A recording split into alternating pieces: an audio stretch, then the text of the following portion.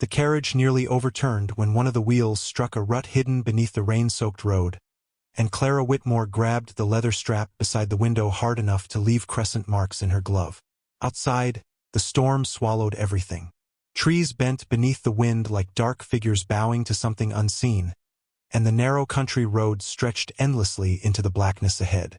Across from her, Vivian Whitmore adjusted the fur collar around her shoulders with visible annoyance. Not concern, not fear, annoyance.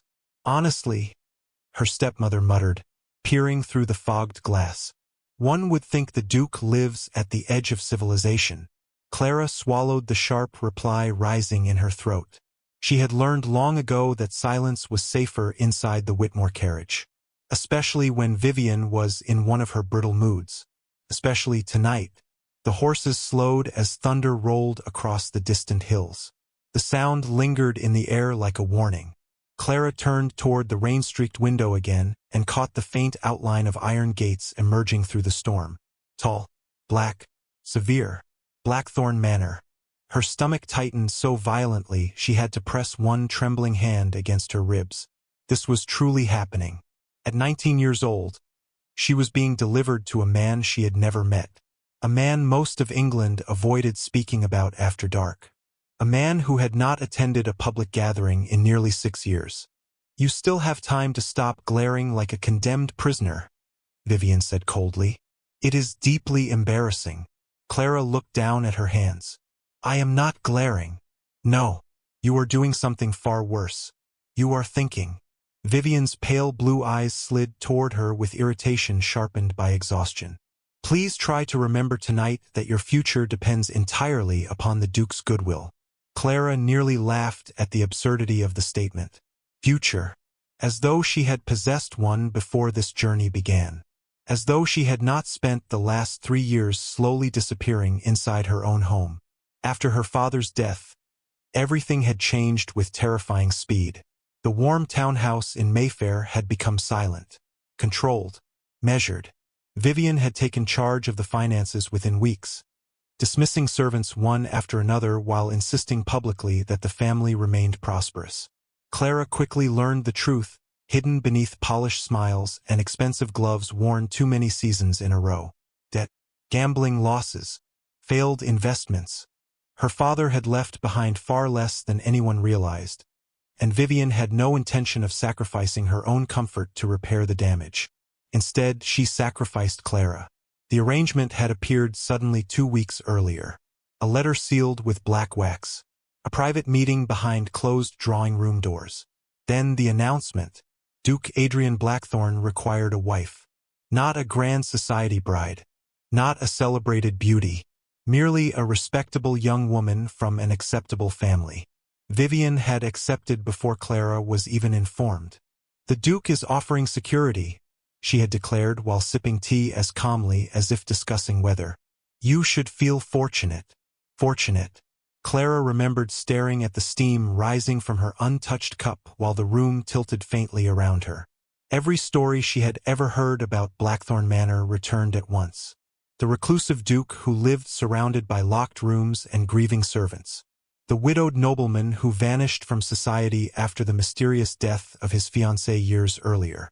The man whispered to possess a temper cold enough to freeze entire rooms into silence. "Why me?" Clara had asked quietly that afternoon. Vivian had not even looked ashamed. "Because your presence in this house no longer serves a purpose."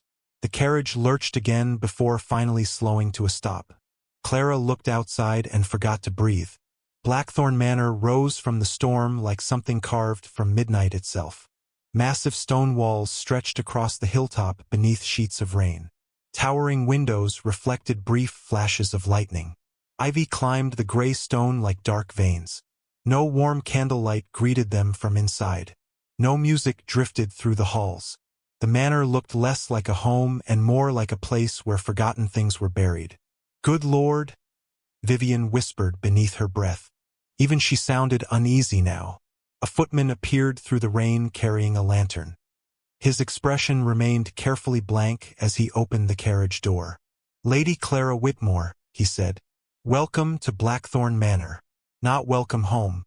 Clara stepped down carefully, lifting her skirts above the muddy ground while icy rain immediately soaked the hem of her cloak. The wind cut through the fabric hard enough to sting her skin. Vivian remained inside the carriage. Of course she did. "Aren't you coming in?"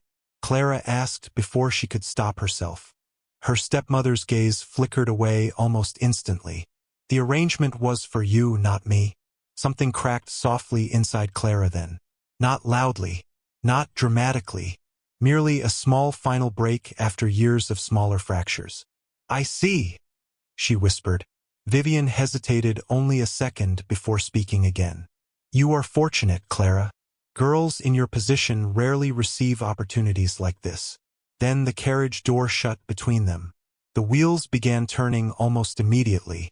Clara stood motionless beneath the rain as the carriage disappeared back down the dark road without her. She watched until even the lanterns vanished into the storm. She had never felt so completely alone in her life. "My lady," the footman's voice softened slightly. "You should come inside." Clara nodded quickly before he noticed the tears threatening behind her eyes. The entrance hall swallowed her whole the moment the heavy doors closed behind them. Warmth should have greeted her. Instead, the manor felt strangely cold despite the massive fireplaces burning along the marble walls. Every sound echoed. Her footsteps, the distant ticking of a clock, the crackling fire. Portraits lined the towering staircase above her. Generations of stern-faced Blackthorns staring down with quiet judgment. The house smelled faintly of cedarwood, old books, and rain. No servants hurried through the corridors laughing softly together. No music drifted from distant rooms. The manor carried the suffocating stillness of a place holding its breath. "His Grace is unavailable this evening," the footman explained while removing her soaked cloak. "Mrs. Holloway will escort you to your rooms." "Unavailable." Clara blinked. "The Duke is not here?" The footman hesitated. "His Grace is in the manor." Somehow that answer unsettled her more. A woman in her late 50s approached from the corridor beyond. She wore dark gray silk and carried herself with restrained authority. "Lady Clara," she said with a small nod. "I am Mrs. Holloway, the housekeeper." Clara forced herself to smile politely. "It is a pleasure to meet you." Mrs. Holloway studied her for one brief moment. Not cruelly, curiously, as though she had expected someone entirely different. "You must be exhausted from your journey," she said finally. "Come, I will show you upstairs." The corridors seemed endless. Candlelight flickered across dark wood paneling and long carpets patterned in faded crimson. Clara noticed several doors remained shut beneath heavy iron locks. One entire wing disappeared into darkness behind a velvet rope stretched across the hallway. "Does no one use that side of the manor?" she asked carefully. Mrs. Holloway's steps slowed almost imperceptibly. "Not anymore." Clara knew better than to ask another question. They reached her bedchamber at the far end of the eastern corridor. It was beautiful in the way expensive things often were. Massive canopy bed, marble fireplace, tall windows overlooking rain-covered gardens. Yet the room still felt strangely untouched, as though no one truly lived here. Mrs. Holloway moved toward the wardrobe. "A maid will help you unpack in the morning." Clara nodded distractedly before turning toward the window. Rain continued pouring across the glass in silver rivers. Somewhere beyond the darkness stretched miles of isolated countryside separating her from everything familiar. "Mrs. Holloway," she said softly. The older woman paused near the door. Clara hesitated before forcing the question out. "Is the Duke truly as frightening as people say?" Silence filled the room. Not awkward silence. Careful silence. Mrs. Holloway's expression changed almost too subtly to notice. Sadness flickered there for only a second. "No," she answered quietly. "His Grace is far lonelier than frightening." Then she left. Clara stood motionless beside the window long after the door closed behind her. Far below, wind twisted through the dead gardens surrounding the manor. Lightning illuminated the distant grounds for half a heartbeat. In that brief flash, she thought she saw someone standing near the iron gates at the edge of the property. Tall, motionless, watching the house through the storm. Then darkness swallowed the figure again. Clara stepped closer to the glass, pulse quickening. Another flash of lightning split the sky. The figure was gone. Only the rain remained. Yet somewhere deep inside the silent halls of Blackthorne Manor, she felt it with sudden terrifying certainty. Someone had been watching her arrive. And for the first time since leaving London, Clara realized one thing with absolute clarity. She had not been brought here to become a duchess. She had been brought here for something else entirely. Clara slept very little that first night at Blackthorne Manor. The storm continued for hours, rattling the tall windows hard enough to make the glass tremble inside its frames, and every unfamiliar sound inside the manor seemed magnified by the silence surrounding it.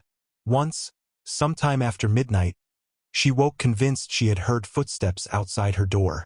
Slow, heavy, deliberate.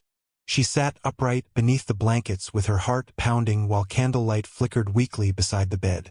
But when she finally gathered enough courage to open the door, the corridor beyond stood completely empty. Only darkness stretched in both directions beneath the dim wall sconces. Still, long after returning to bed, she could not shake the strange feeling that someone had paused outside her room, watching. Morning arrived hidden behind thick gray clouds. Clara stood beside the bedroom window while her maid unpacked dresses in silence behind her. The gardens below looked frozen beneath the rain. Blackthorn hedges twisted around empty stone fountains, and enormous elm trees swayed beneath the cold wind sweeping across the hills.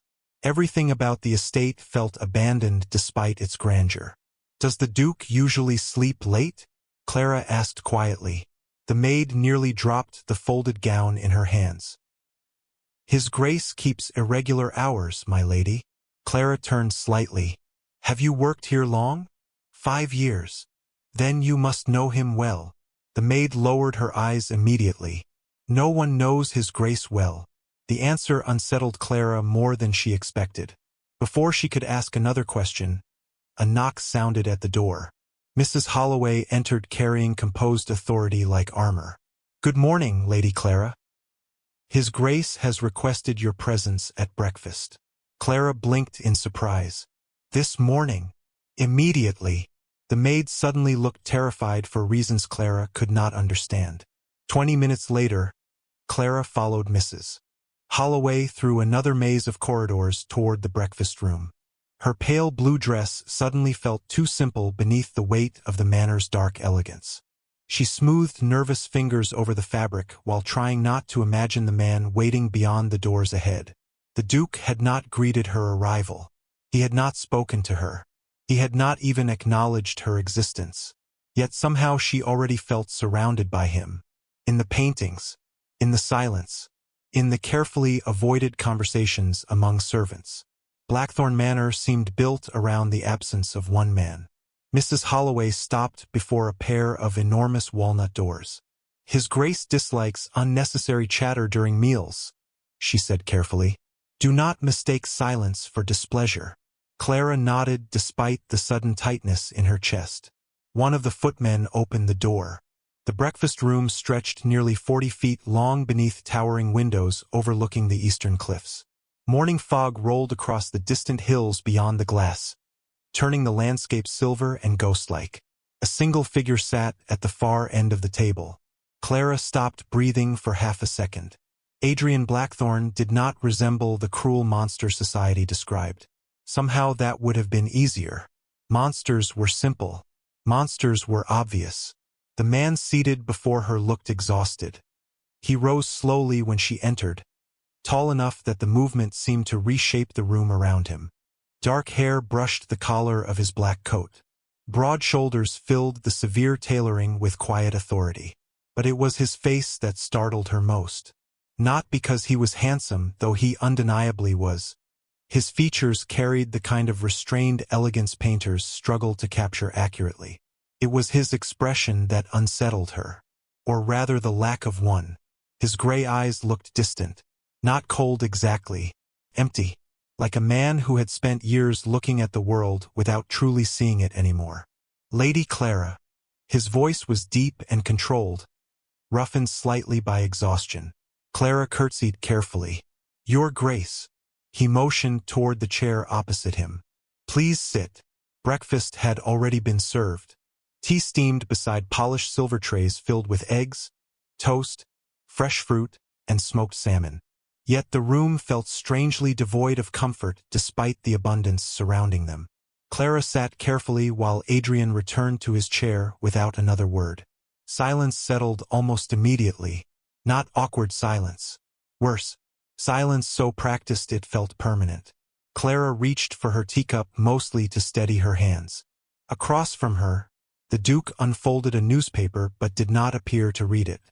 His eyes lingered unfocused somewhere beyond the printed words. Finally Clara forced herself to speak. "Thank you for allowing me to stay here." Adrian looked up slowly. Something unreadable flickered behind his gaze before disappearing again. "You are my wife now. There is no need to thank me." Wife. The word landed strangely between them. Heavy. Unreal. They had technically married the previous evening in a private ceremony performed so quickly Clara barely remembered the vows. Rain hammered the chapel roof while Adrian answered every question with quiet indifference, as though marriage itself were merely another obligation to survive. No celebration followed. No music. No wedding supper. Afterward he had simply disappeared into the manor while servants escorted Clara upstairs alone. "I hope I will not be a burden to you," Clara said softly. Adrian's expression changed then. Barely. Yet she noticed it. His eyes sharpened with something almost resembling confusion. "A burden." He repeated the word quietly as if testing it. "No one has ever accused me of being easily burdened." Clara lowered her gaze toward her untouched breakfast. "People often become disappointed once they know me better." The moment the words escaped her mouth, she regretted them. They sounded too honest, too revealing. Adrian studied her across the table in complete silence. Clara could feel the weight of his attention now in a way she had not the evening before. Focused, careful, almost unsettling. "Your stepmother spoke extensively during the negotiations," he said at last. Clara's stomach tightened immediately. "I imagine she did. She described you as quiet, obedient, uncomplicated." His tone revealed nothing. Clara forced a faint smile. Did she mention inconvenient? Something unexpected happened then. The corner of Adrian's mouth moved almost imperceptibly upward. Not a smile exactly. More the memory of one. It vanished so quickly Clara almost believed she imagined it. Yet something inside the atmosphere shifted afterward. Very slightly. "No," he said quietly. She neglected that detail. Clara looked at him properly for the first time. Up close, the exhaustion in his face became impossible to ignore. Faint shadows darkened beneath his eyes. Tiny silver threads touched the dark hair near his temples despite his relatively young age. 36, she remembered hearing. Yet grief had aged him beyond numbers. "Have you always lived here alone?" she asked before caution stopped her. The question lingered dangerously between them. Adrian set down his teacup with measured precision. "Mostly." Clara sensed immediately she had crossed some invisible line. "I apologize," she said quickly. "You do not owe me explanations." "No," his voice softened unexpectedly. "I do not." Another silence followed. Yet this one felt different. Less hostile. More uncertain. Outside the windows, rain drifted across the cliffs overlooking the sea far below. Clara watched the gray waves crashing violently against black rocks in the distance. Beautiful. Lonely. Dangerous. The landscape suited him somehow. "You dislike London society." The observation escaped her before she could reconsider. Adrian leaned back slightly in his chair. "That is a generous interpretation. Then perhaps society dislikes you." "Society dislikes anyone who refuses to entertain it." Clara nodded slowly. "I understand that feeling." This time he truly looked at her. Directly. Fully.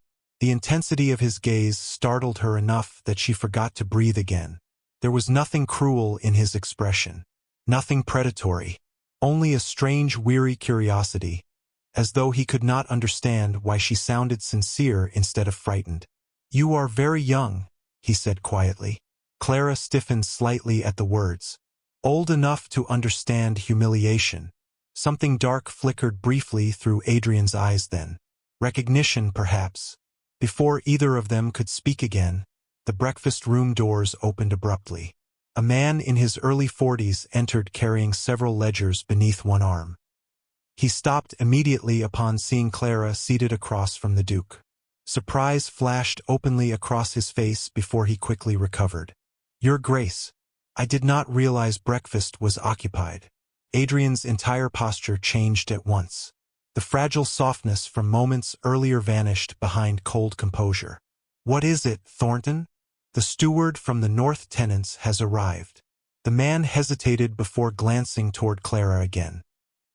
"He requests your signature regarding the winter accounts." Adrian stood immediately. "I will come now." Clara lowered her eyes automatically as he moved around the table. Yet she became painfully aware of his presence the moment he stopped beside her chair. "You may spend the afternoon wherever you wish inside the manor," he said. "The west wing remains closed." Her pulse jumped slightly. "I understand." He hesitated. "Just briefly. If the house feels unfamiliar, Mrs. Holloway can assist you." Then he walked away without another word. Clara listened to his footsteps disappear beyond the corridor while something strange settled inside her chest. Relief should have followed his departure. Instead, she felt the sudden absence of him too sharply. Thornton remained near the doorway, looking visibly uncomfortable. Finally, he cleared his throat.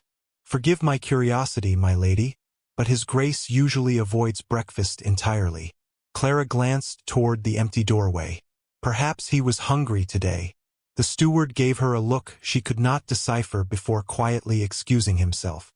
Alone now, Clara stared down at the untouched tea cooling inside her cup. She could still hear Adrian's voice in her mind. Low, controlled, tired beyond words.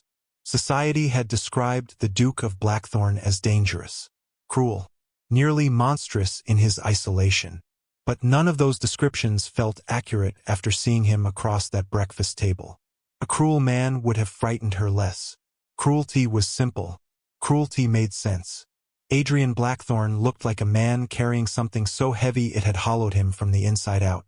And for reasons Clara could not explain, that realization frightened her far more. By the third day at Blackthorne Manor, Clara realized the silence inside the estate was not accidental. It was cultivated, protected.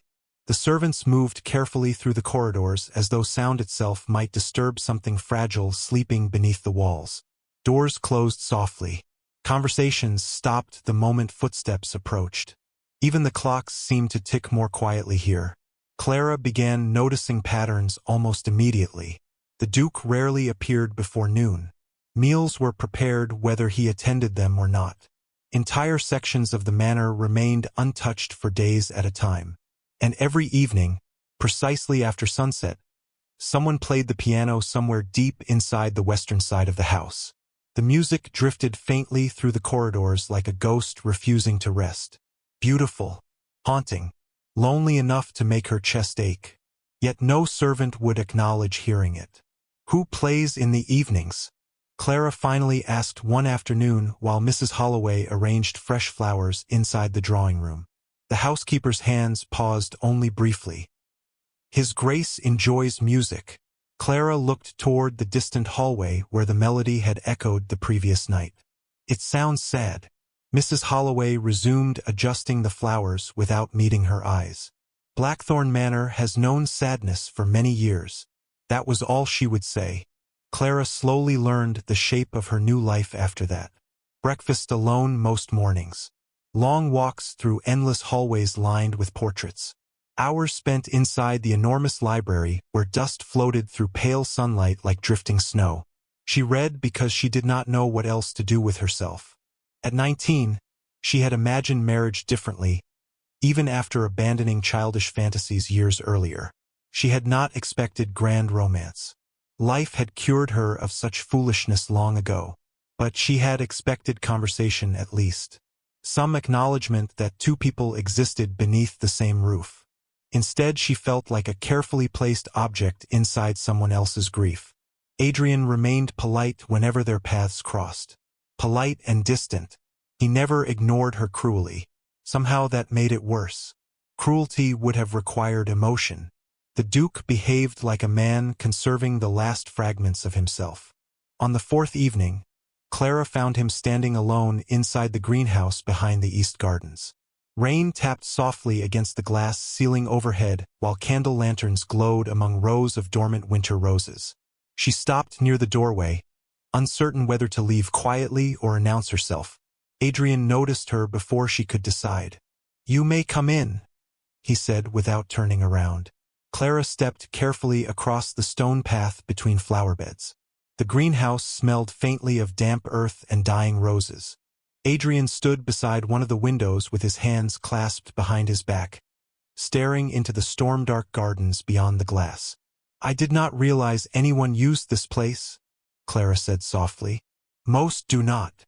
But you do." He gave the smallest nod. "Occasionally."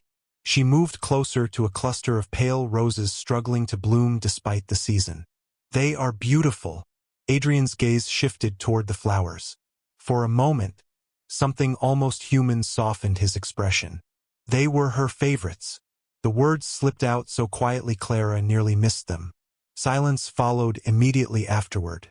Heavy, regretful. Clara looked down at the roses without asking who he meant. She already knew. The dead fiancé. The woman whose shadow lingered through the manor like perfume trapped inside old fabric. "I am sorry," Clara said gently. Adrian's jaw tightened almost invisibly. "Most people are merely curious." "I am not most people." His eyes lifted toward her then, sharper than before. Clara suddenly became aware of how close they stood inside the narrow path between flower beds. Rain whispered against the glass overhead, while candlelight flickered softly across Adrian's face. He looked tired again tonight. More than tired. Hollowed. "No," he said after a long silence. "You are not." Something unsettled moved through Clara's chest at the quiet honesty in his voice. Before she could respond, footsteps echoed outside the greenhouse. Adrian stepped away immediately. The distance between them returned at once. A servant appeared near the doorway carrying a sealed letter on a silver tray. "A message from London, Your Grace." Adrian accepted it with visible reluctance. Clara noticed the moment his expression hardened while reading the contents. The fragile calm vanished from his face entirely. "Thank you," he said curtly. The servant disappeared again. Adrian folded the letter once before slipping it into his coat pocket. "You should return inside," he said quietly. "The temperature will continue dropping tonight." Clara studied him carefully. "Bad news." "Merely unavoidable news." "That sounds worse." Another flicker of something nearly resembling amusement touched his eyes before fading again. "You ask dangerous questions. Only because no one else answers them." Adrian looked at her for several long seconds then.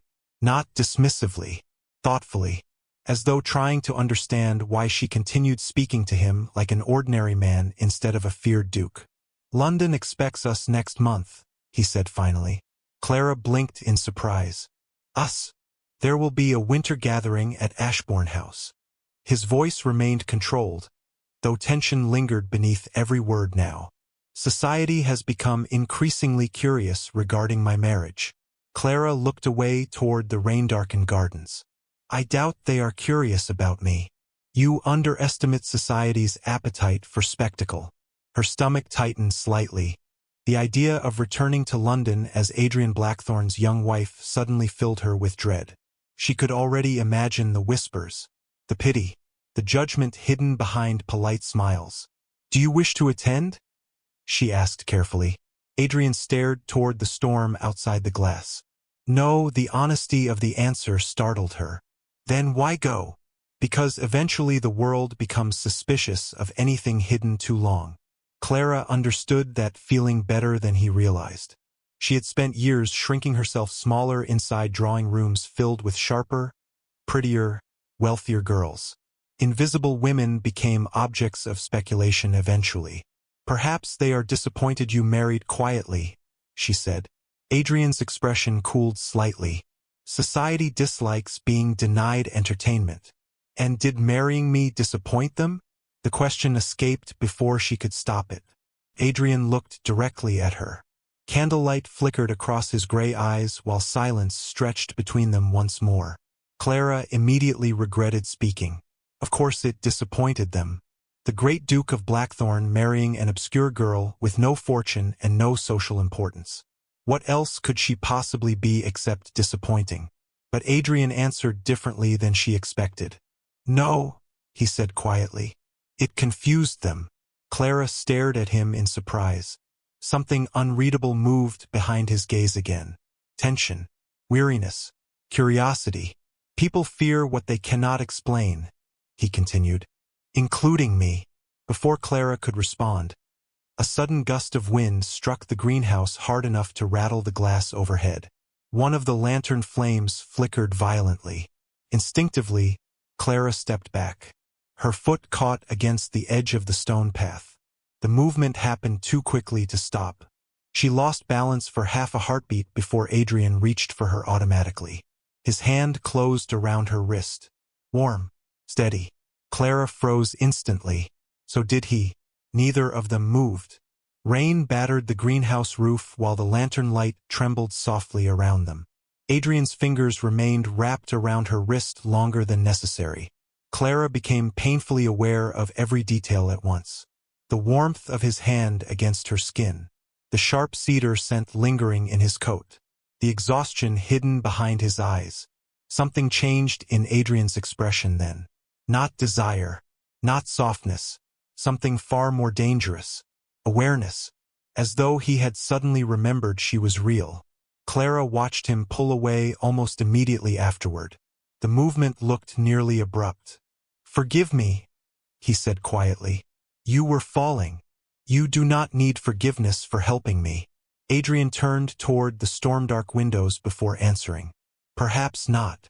The atmosphere inside the greenhouse shifted strangely after that. Thicker somehow. Clara could no longer ignore the quiet tension stretching between them. Neither could he. She sensed it in the rigid line of his shoulders. In the way he refused to look directly at her again. Finally Adrian moved toward the doorway. "It is late." Clara nodded slowly. "Good night, Your Grace." He paused without turning around. "You may call me Adrian when we are alone." Clara's breath caught unexpectedly. He spoke the words so calmly, yet they carried strange intimacy within the silence surrounding them. "Very well," she whispered.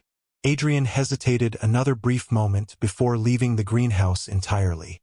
Clara remained standing among the winter roses long after his footsteps faded into the corridor beyond. Her pulse still had not settled.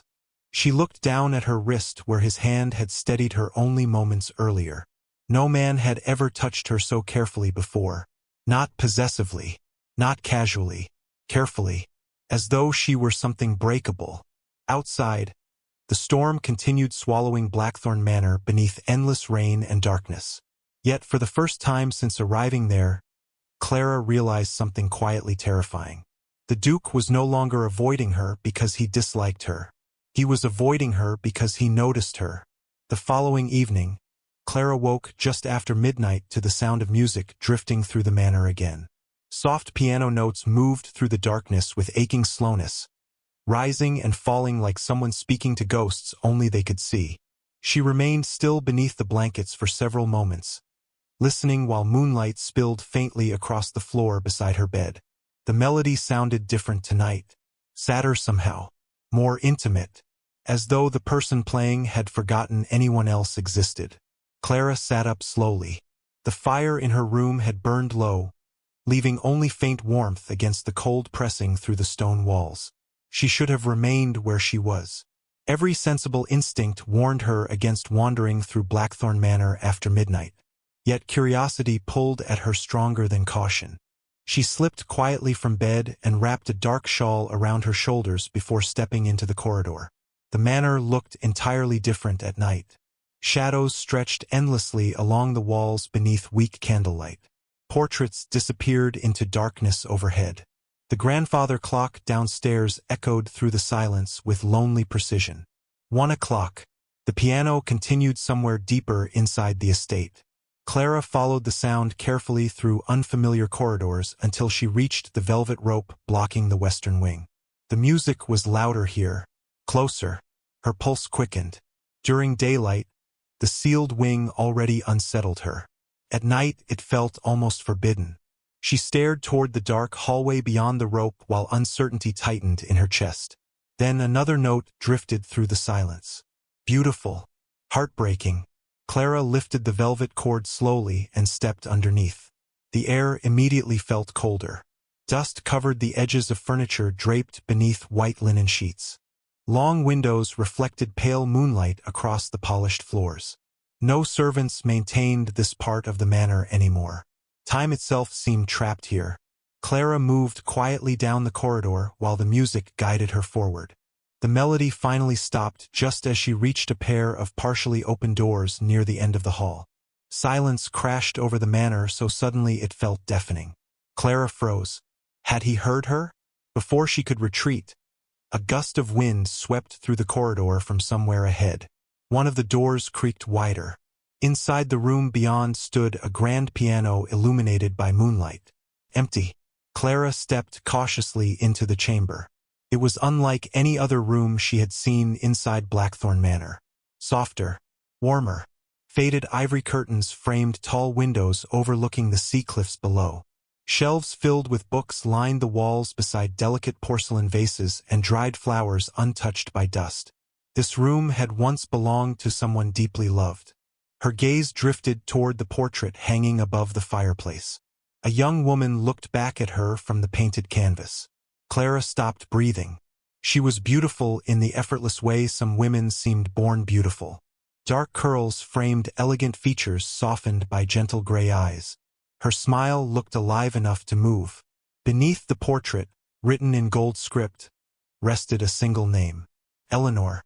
Clara stared upward while understanding settled slowly inside her chest. The fiancé. The woman whose absence haunted every corridor of Blackthorne Manor. A strange ache tightened beneath Clara's ribs unexpectedly. Not jealousy. Sadness. Eleanor looked kind. The room still carried traces of her existence years after her death. A shawl folded carefully beside the settee. Pressed flowers inside glass frames. Sheet music resting atop the piano exactly where someone last touched it. Clara moved toward the instrument slowly. One unfinished melody remained open on the stand. The same melody Adrian had been playing moments earlier. Her fingertips hovered near the yellowed pages without touching them. You should not be here. The voice behind her shattered the silence instantly. Clara turned too quickly. Adrian stood near the doorway dressed entirely in black, his expression unreadable in the moonlight. Yet something dangerous simmered beneath the stillness in his eyes tonight. Not anger exactly. Exposure. As though she had walked into a wound he spent years hiding from the world. I apologize, Clara said quietly. I heard the music and followed it. Adrian remained motionless beside the door. Most people know better than to enter the West Wing. No one explained why. No one needed to. Clara glanced toward the portrait above the fireplace before looking back at him. Eleanor lived here. His jaw tightened immediately. Yes. Silence stretched heavily between them. Clara realized then how alone he must have been all these years. Alone with memories preserved inside locked rooms no one dared enter. Alone with grief frozen permanently into the walls themselves. She was beautiful, Clara said softly. Adrian looked toward the portrait without speaking for several long moments. Moonlight sharpened the exhaustion beneath his eyes again. Everyone loved her, he said quietly at last. The simplicity of the statement hurt somehow. Clara could hear the ghost of another sentence hidden beneath it. Everyone loved her except me enough to save her. She did not know why she suddenly felt certain of it. She simply did. What happened? She asked carefully. Adrian's gaze returned to her immediately. Coldness slid back across his expression like armor snapping into place. That is not a story for midnight conversations. Clara lowered her eyes. No. I suppose it is not. She moved toward the doorway, intending to leave before her presence upset him further. But as she passed the piano, her sleeve brushed accidentally against a loose stack of sheet music resting near the edge. The papers slipped instantly. Clara reached for them too late. Several pages scattered across the floor. I am sorry. She knelt quickly to gather them. Adrian crouched beside her at the same moment. Their hands reached for the same page simultaneously. Clara froze when his fingers brushed hers. Heat moved sharply through her chest before she could stop it. Adrian went still too. The room suddenly felt much smaller around them. Moonlight spilled across the floor between scattered music sheets while silence thickened unbearably. Clara became aware of every tiny detail at once. The roughness of his fingertips, the faint cedar scent clinging to his coat, the way his breathing slowed slightly as he looked at her. Adrian withdrew first. Abruptly, he stood and moved several feet away before speaking again. You should sleep. Clara rose slowly while clutching the remaining pages against her chest. You keep her room exactly the same. Adrian stared toward the dark windows overlooking the cliffs. Some things are easier untouched, or harder forgotten. He looked at her sharply then. For a brief second, real emotion broke through his careful control. Pain. Raw and exhausted. Clara wished instantly she could take the words back. Yet Adrian surprised her again. You are observant, he said quietly. It becomes dangerous eventually. I spent most of my life being ignored.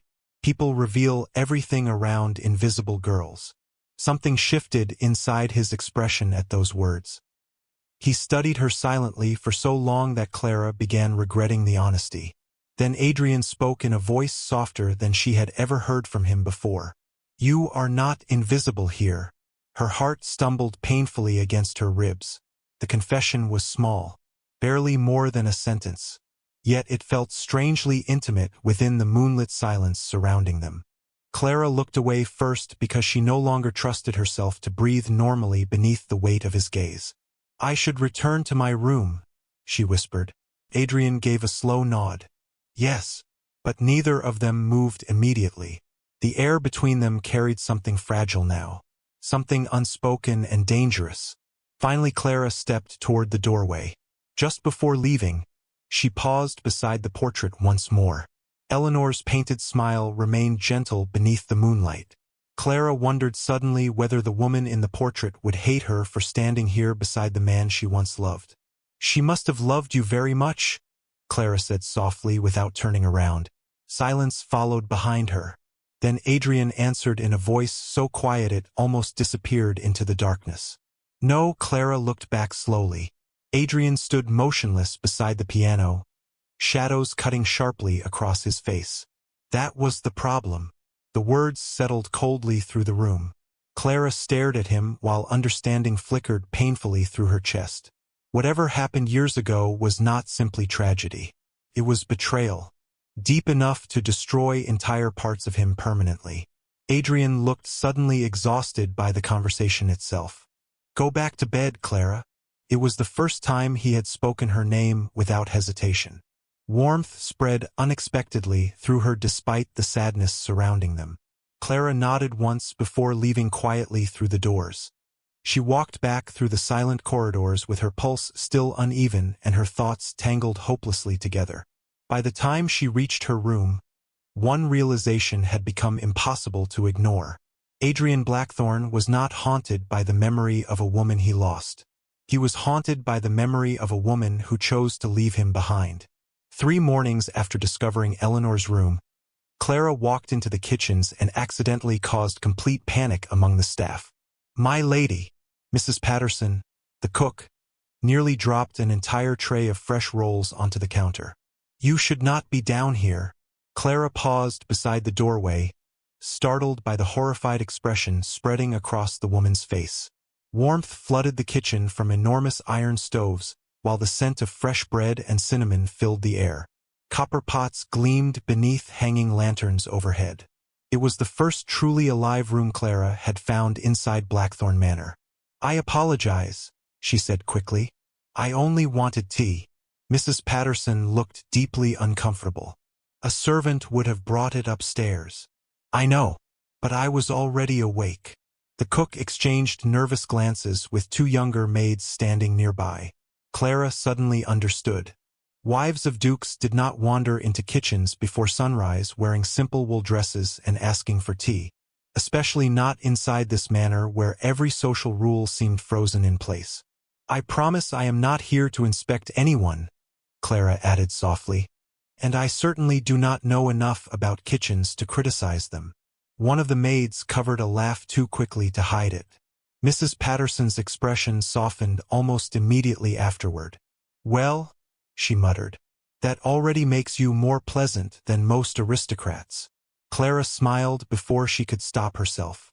Then perhaps I may stay long enough for tea? 20 minutes later she sat beside the enormous kitchen hearth wrapped in warmth while Mrs. Patterson prepared breakfast orders nearby. For the first time since arriving at Blackthorne Manor, Clara listened to ordinary conversation without fear tightening inside her chest. The servants slowly relaxed around her after realizing she was neither cruel nor proud. One maid spoke about her younger brother learning to read. Another complained quietly about frozen laundry lines outside. A footman burned his hand reaching for hot cider and endured merciless teasing afterward from everyone present. Small moments, simple moments. Yet Clara found herself lingering there longer each morning afterward. Blackthorne Manor remained cold above stairs. Silent, careful, but beneath it, life still existed quietly among the servants who kept the estate running despite the grief settled into its walls. Clara discovered she preferred their company enormously. You laugh more down here, Mrs. Patterson observed one snowy afternoon while rolling pie dough across the counter. Clara looked up from the basket of apples she was peeling. Do I? His Grace's previous guests usually behaved as though kitchens carried contagious diseases.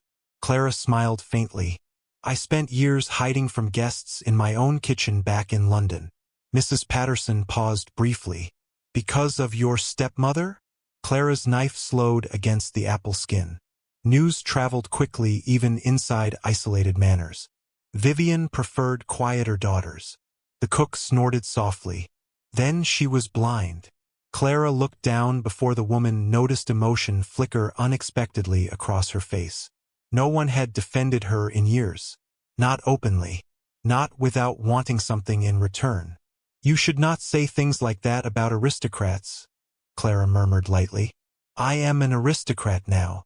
Mrs. Patterson gave her an unimpressed look. No offense, my lady, but you still thank people when they hand you things. That disqualifies you immediately. Another laugh escaped Clara before she could contain it. Across the kitchen, several servants looked up in visible surprise at the sound. Apparently the new Duchess laughing had become notable enough to startle people. The realization saddened her more than it should have. That evening, Clara carried a tray of broth upstairs herself after learning one of the younger maids had developed a severe winter fever. You should not trouble yourself, my lady, Mrs. Holloway protested quietly while accompanying her down the servant corridor. The physicians have already visited. Then I am not troubling myself. I am merely carrying soup. Mrs. Holloway looked at her thoughtfully after that.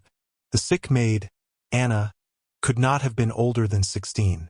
She looked frightened more than ill when Clara entered the small room tucked beneath the servants' staircase. Your Grace. The girl immediately struggled upright in bed. Please do not get up, Clara said gently. You look exhausted. Anna stared at her with visible confusion while Clara placed the tray nearby and adjusted the blankets around her shoulders. Mrs. Patterson insisted broth helps every illness, Clara continued softly, though I suspect she simply believes soup solves all problems in life. To Clara's surprise, the girl smiled weakly. Sometimes it does. Clara remained with her nearly half an hour afterward, speaking quietly about ordinary things while snow drifted against the tiny windows outside. Anna eventually admitted she feared losing her position at the manor if she remained sick too long. His Grace does not dismiss servants for catching colds, Clara assured her. Especially not during winter. You know His Grace well? The question caught Clara off guard. She thought briefly of moonlit conversations inside abandoned music rooms, of careful hands steadying her before she fell, of exhausted gray eyes carrying years of loneliness behind them. "No," she answered honestly, "but I think he notices more than people realize." Later that evening, Clara crossed the main hallway carrying an empty tray when she found Adrian standing near the library doors. He had likely just returned from horseback riding. Snow melted across the shoulders of his dark coat while cold wind followed him through the partially opened entrance behind him. Clara slowed immediately. Adrian's gaze dropped toward the tray in her hands. "You carried that yourself?" he asked quietly. "It was not very heavy." "That was not my question." Clara shifted slightly beneath the intensity of his attention. "One of the maids became ill." Adrian removed his gloves slowly. "Anna Fletcher." Clara blinked in surprise. "You know her name?" A strange expression crossed his face briefly. "I know all their names." Somehow that answer moved her deeply. Society described him as cold because he avoided ballrooms and drawing rooms filled with shallow people. Yet he knew the names of servants most aristocrats barely noticed existed. Clara realized then how much of Adrian had likely been misunderstood. "She was worried she might lose her position," Clara said softly. Adrian's expression darkened slightly. "Has someone been frightening the staff unnecessarily?" "No. I believe she was simply afraid." Snowflakes melted slowly in his dark hair while silence settled between them once more. Yet lately their silences felt different. Less empty. More aware. Adrian's eyes moved briefly across her face before lowering again toward the tray she still held. "Mrs. Holloway informed me you have been spending time downstairs." Clara nearly smiled at the careful phrasing. "You make it sound scandalous." Blackthorne Manor has not heard laughter from the kitchens in several years. The words startled her. Adrian said them quietly, almost absently, yet something vulnerable lingered beneath the observation. Clara studied him carefully. "Does that bother you?" His gaze lifted toward hers again. "No, one simple word. Entirely sincere." Warmth spread unexpectedly through Clara's chest. Outside, snow continued falling softly beyond the tall windows lining the entrance hall. The manor no longer felt quite as cold tonight. Adrian noticed it too. She could see the awareness in the subtle tension of his expression. As though he did not fully understand why the atmosphere around him had begun changing. "Mrs. Patterson threatened to teach me baking tomorrow," Clara admitted lightly. "You should pray for everyone involved." A faint crease appeared near Adrian's mouth again. Not a full smile, but closer than before. "The staff appears unusually loyal to you already." Clara lowered her eyes briefly. "I think they are simply lonely." Adrian became very still after that. The answer lingered heavier than she intended. Because loneliness recognized loneliness. They both understood that truth far too well. A sudden gust of winter wind swept through the entrance as another servant hurried inside carrying firewood from the outer storage shed. Clara shivered involuntarily. Adrian noticed immediately. Without a word, he stepped closer and removed his gloves completely before offering one toward her. Clara looked at him in confusion. "Your hands are freezing," he said quietly. "Take them." "I could not possibly." "You could." His tone remained calm, though something almost stubborn hid beneath it. Clara accepted the gloves slowly. The leather still carried warmth from his hands. Her pulse stumbled faintly at the unexpected intimacy of it. Adrian watched her pull them on with unreadable eyes. "They are far too large," Clara murmured. "Then I suppose you will need to return them eventually." The words sounded ordinary enough, yet something in the way he said them caused her breath to catch unexpectedly. For one dangerous second, the entire manor seemed to disappear around them. No servants, no titles, no ghosts lingering through locked corridors.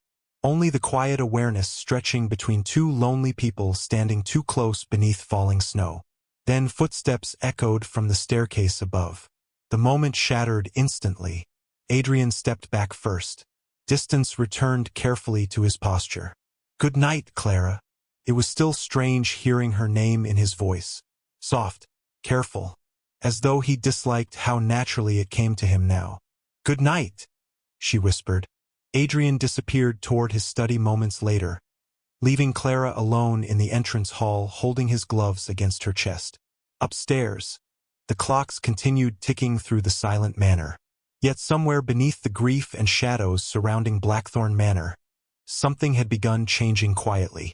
The house was breathing again, and for the first time in years, its reclusive duke no longer seemed entirely alone inside it. The first time Clara realized Adrian had begun looking for her, he appeared in the library at precisely the same moment every afternoon for 4 consecutive days without explanation. At first she believed coincidence was responsible. Blackthorne Manor was enormous, yet the library remained one of the few warm places inside the estate during winter afternoons. But by the 4th day, coincidence became impossible. Clara sat curled near the western windows beneath a thick wool blanket, reading quietly while snow drifted across the cliffs outside. A fire crackled low beside her chair. The grandfather clock near the staircase struck 3. Exactly 3 seconds later, the library doors opened. Adrian entered carrying several letters beneath one arm. He stopped the moment he saw her, not surprised, expectant. "Your Grace," she said softly. Adrian removed his gloves slowly. "You are reading the Hawthorne collection." Clara glanced down at the leather-bound volume in her lap. "You noticed. You have been in the same chair every afternoon this week." Warmth spread unexpectedly through her chest. She tried not to reveal how deeply the observation affected her. People rarely noticed where Clara sat, or what she read, or whether she existed at all unless society required another unmarried girl to decorate a ballroom wall. Yet Adrian noticed everything. Quietly, carefully. "I apologize if I have claimed your favorite corner of the library," she said lightly. "You may keep it." He crossed toward the fire and paused beside the shelves nearest her chair. Clara watched him remove another book absent-mindedly before realizing something strange. Adrian was no longer avoiding rooms she occupied. Quite the opposite. Lately he seemed drawn toward them. He appeared at breakfast more often now. Sometimes dinner as well. He lingered in conversations instead of escaping them immediately. The servants noticed too. Clara caught Mrs. Holloway hiding a knowing expression more than once during the past week. "You are staring," Adrian said without looking up from the book in his hands. Clara nearly dropped hers into her lap. "I was not." A faint shadow of amusement touched his face. "You are a terrible liar, and you are unusually observant for someone who dislikes people." Adrian looked up then, directly at her. "I dislike crowds, not people." The distinction settled softly between them. Clara closed her book carefully. "There is a difference? A significant one." He moved toward the chair opposite hers near the fire. For one dangerous second Clara thought he might sit beside her instead. The realization sent her pulse unevenly through her chest before she quickly looked away. Adrian lowered himself into the opposite chair with quiet exhaustion. Snowlight flickered pale silver across his dark clothing while firelight softened the sharp lines of his face. He looked less haunted here lately. Not healed. Never healed. But calmer somehow. "Mrs. Patterson informed me you attempted baking yesterday," he said suddenly. Clara groaned softly. "Then I assume the entire household knows by now." The kitchen staff appeared deeply entertained. The bread collapsed. Adrian tilted his head slightly. Collapsed. Completely. To her surprise, the corner of his mouth lifted again. A real smile this time. Small and brief, but undeniably real. Clara forgot how to breathe for half a heartbeat. The transformation altered his entire face. Not because it made him more handsome, though it certainly did. It made him look younger, less burdened. Human in a way society probably never witnessed anymore. Adrian seemed to realize too late what he had done. The smile disappeared almost immediately afterward. But Clara had already seen it. "There it is," she said softly before caution stopped her. Adrian's expression sharpened slightly. "What?" "Proof that you do know how to smile." Silence followed. Yet it no longer felt uncomfortable. Merely aware. Adrian leaned back slowly in his chair while studying the fire instead of her. People used to say I smiled often. Clara's chest tightened unexpectedly at the quiet sadness beneath the statement. And now? Adrian stared into the flames for several moments before answering. Now people say many things.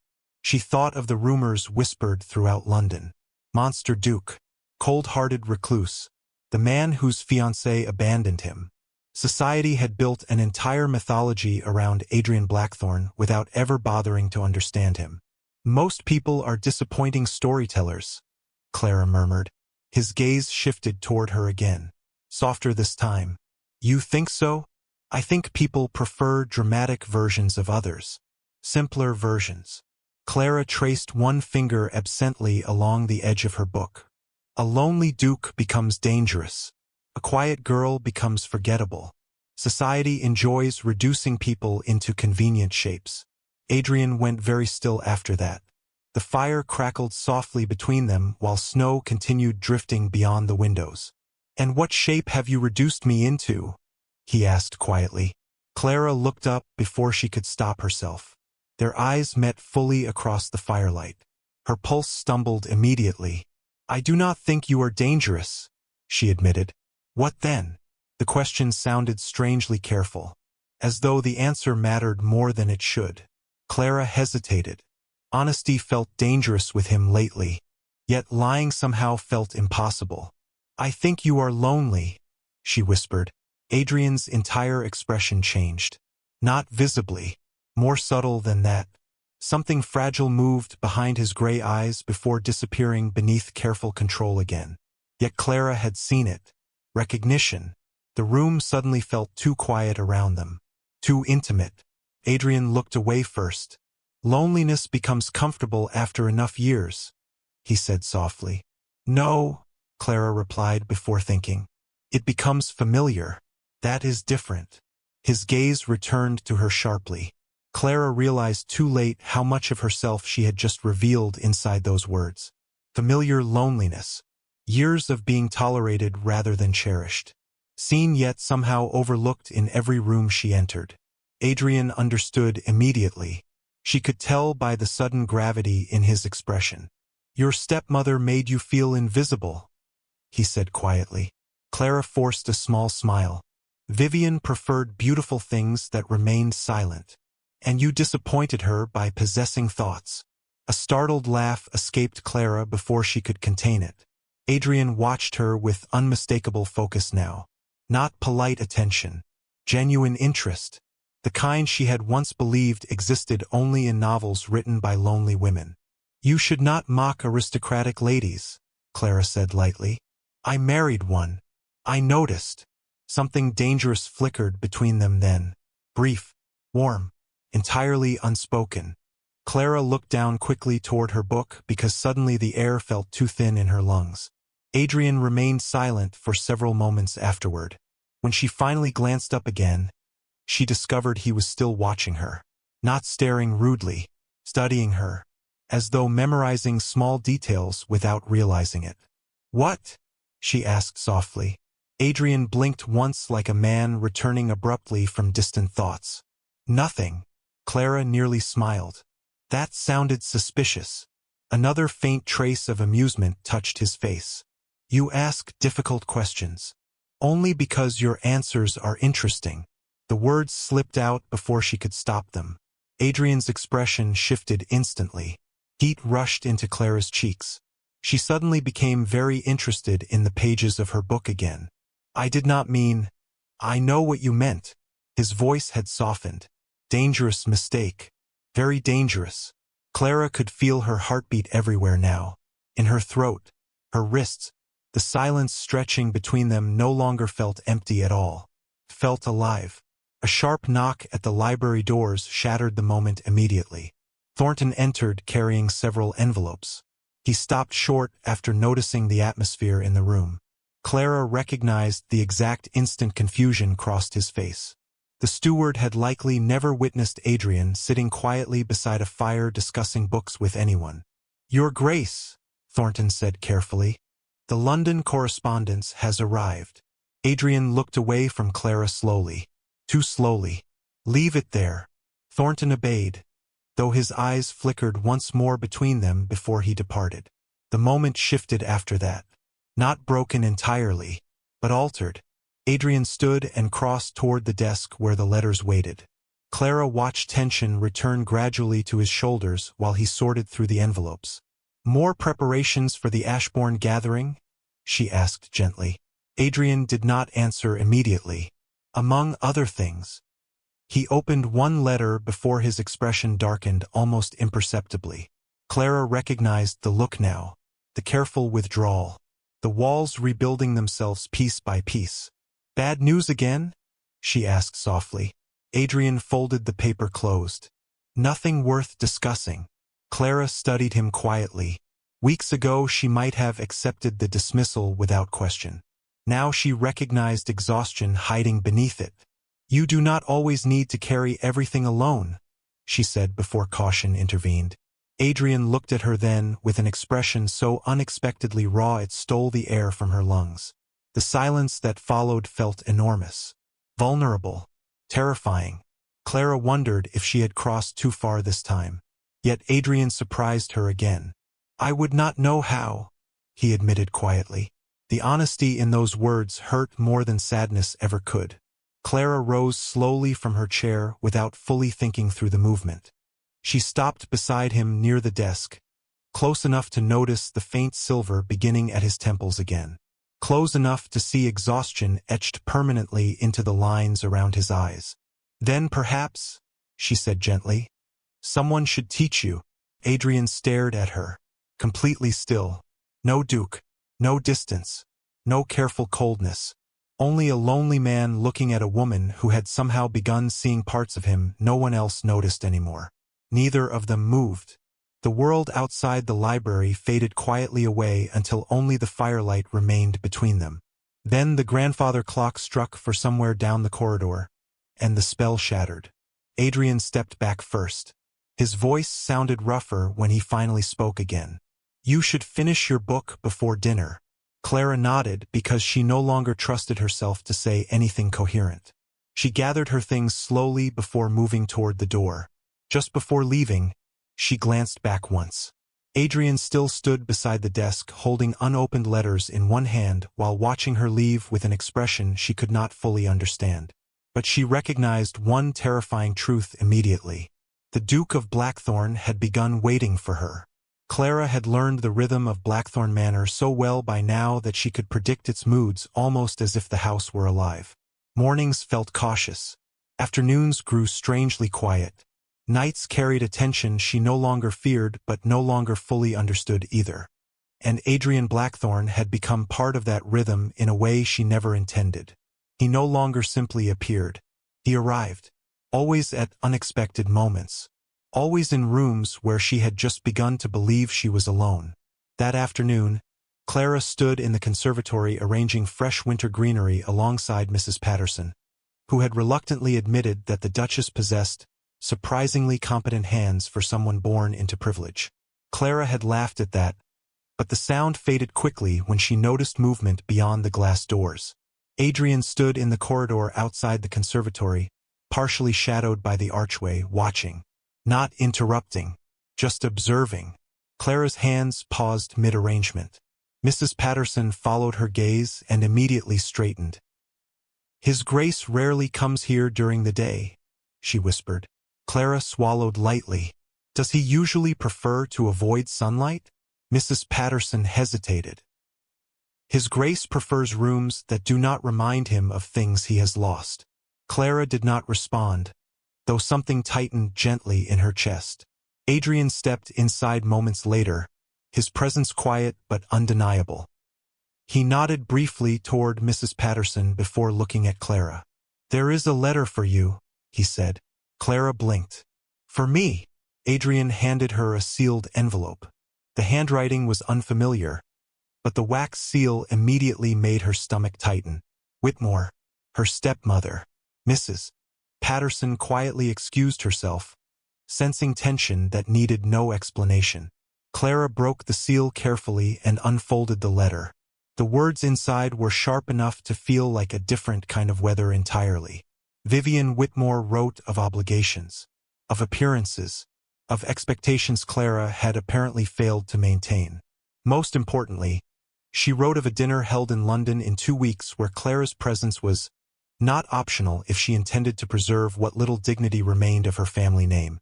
Clara read the letter twice before lowering it slowly. Adrian watched her closely. "It is from your stepmother," he said, though it was not a question. Clara nodded once.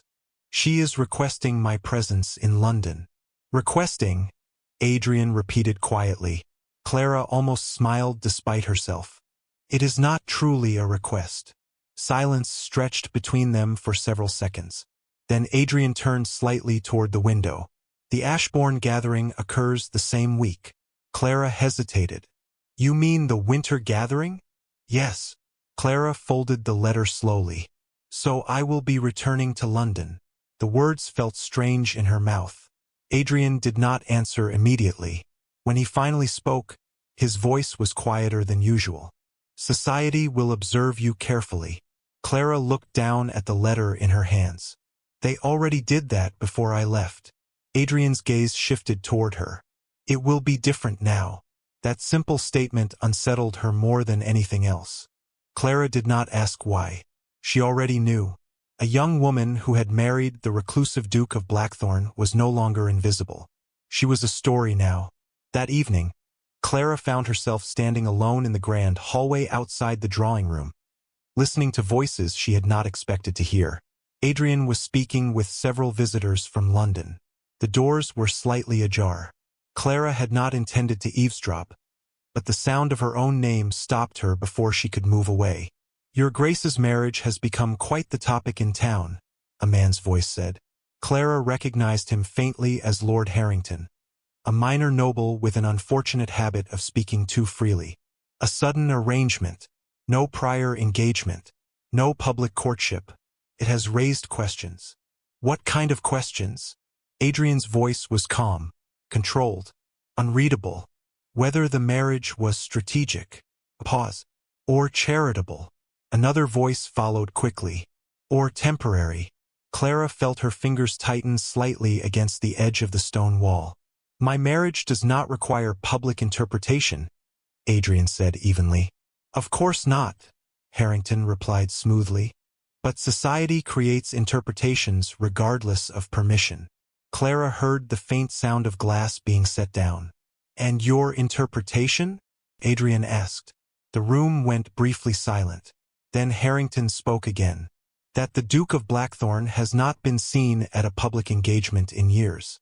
Yet suddenly he appears married to a young woman of no standing in society." Clara felt her chest tighten. "No offense intended, of course," Harrington added quickly. "Only observation." Adrian's response came after a measured pause. "You assume she has no standing. Forgive me, Your Grace, but it is widely understood." "Then society is misinformed," Adrian said. His tone remained calm, but something beneath it had shifted. Subtle, firm, final. Clara stepped back instinctively. Her heart was beating faster now. "Lady Clara Whitmore is not a topic for speculation," Adrian continued, "nor for analysis." A chair shifted inside the room. "Your Grace," another voice attempted carefully, "no one means disrespect." Then stop speaking of her as though she is an arrangement to be evaluated. The silence that followed felt heavier than anything Clara had heard before. She slowly released her grip on the wall. Inside the room, Lord Harrington cleared his throat. "Forgive the inquiry, Your Grace. Society is merely curious." Adrian's voice lowered slightly, not louder, more dangerous in its restraint. "Then let society remain curious." Clara did not hear anything else after that. She stepped away from the door quietly, her thoughts unsettled in a way she could not immediately name. She had expected Adrian to ignore such conversations, or dismiss them, or at most respond with cold indifference. She had not expected defense. Not like that, not personal. Later that night, Clara stood near the library window again, unable to sleep. Snow fell gently outside, coating the gardens in pale silver light. She heard footsteps behind her before she turned. Adrian entered quietly, pausing when he saw her. "You are still awake," he said. "So are you," Clara replied. He stepped further inside but remained near the doorway. The London guests left earlier than expected. Clara nodded slowly. "I heard." A pause stretched between them. Then Clara spoke carefully. "They were talking about me." Adrian's expression tightened almost imperceptibly. "They were talking about what they do not understand." Clara looked at him. "You defended me." The words came out softer than she intended. Adrian did not respond immediately. When he did, his voice was quieter. "They were wrong." Clara felt something shift inside her chest again. Something warm. Something unfamiliar. "People always talk," she said gently. "It is easier than understanding." Adrian's gaze remained fixed on her. "I do not care what is easy for them." The honesty in his voice unsettled her more than anything else that night. Clara lowered her eyes briefly. "It will not stop them." "No," Adrian admitted. "It will not." Silence settled between them again. Yet it felt different now. Less distant. More aware. Clara looked up slowly. "Why does it matter to you?" The question lingered in the air. Adrian did not answer immediately. For a moment, Clara thought he might avoid it entirely. But when he finally spoke, his voice was low and steady. "Because you are not something they are allowed to misunderstand." Clara's breath caught slightly. The simplicity of the statement left her momentarily speechless. Adrian turned slightly toward the window as though the admission itself required distance afterward. "London will be louder," he added quietly. "When we arrive." Clara nodded slowly. "Will you attend the dinner?" Adrian glanced back at her. "I will." Something in his tone made her hesitate. "You do not like London." "No," a faint pause. "But I will not leave you alone there." The words landed gently, firmly. Clara felt her pulse shift in response. She studied him carefully, searching for anything beyond control or obligation. But all she found was certainty. Not affection spoken aloud. Not yet. But something equally powerful. Intent. Protection. Adrian stepped back slightly toward the door. "Try to rest, Clara." She nodded. "Good night, Adrian." He paused at the threshold for half a second longer than necessary before leaving.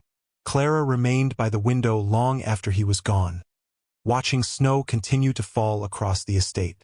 For the first time since arriving at Blackthorne Manor, she realized something she had not expected to feel at all.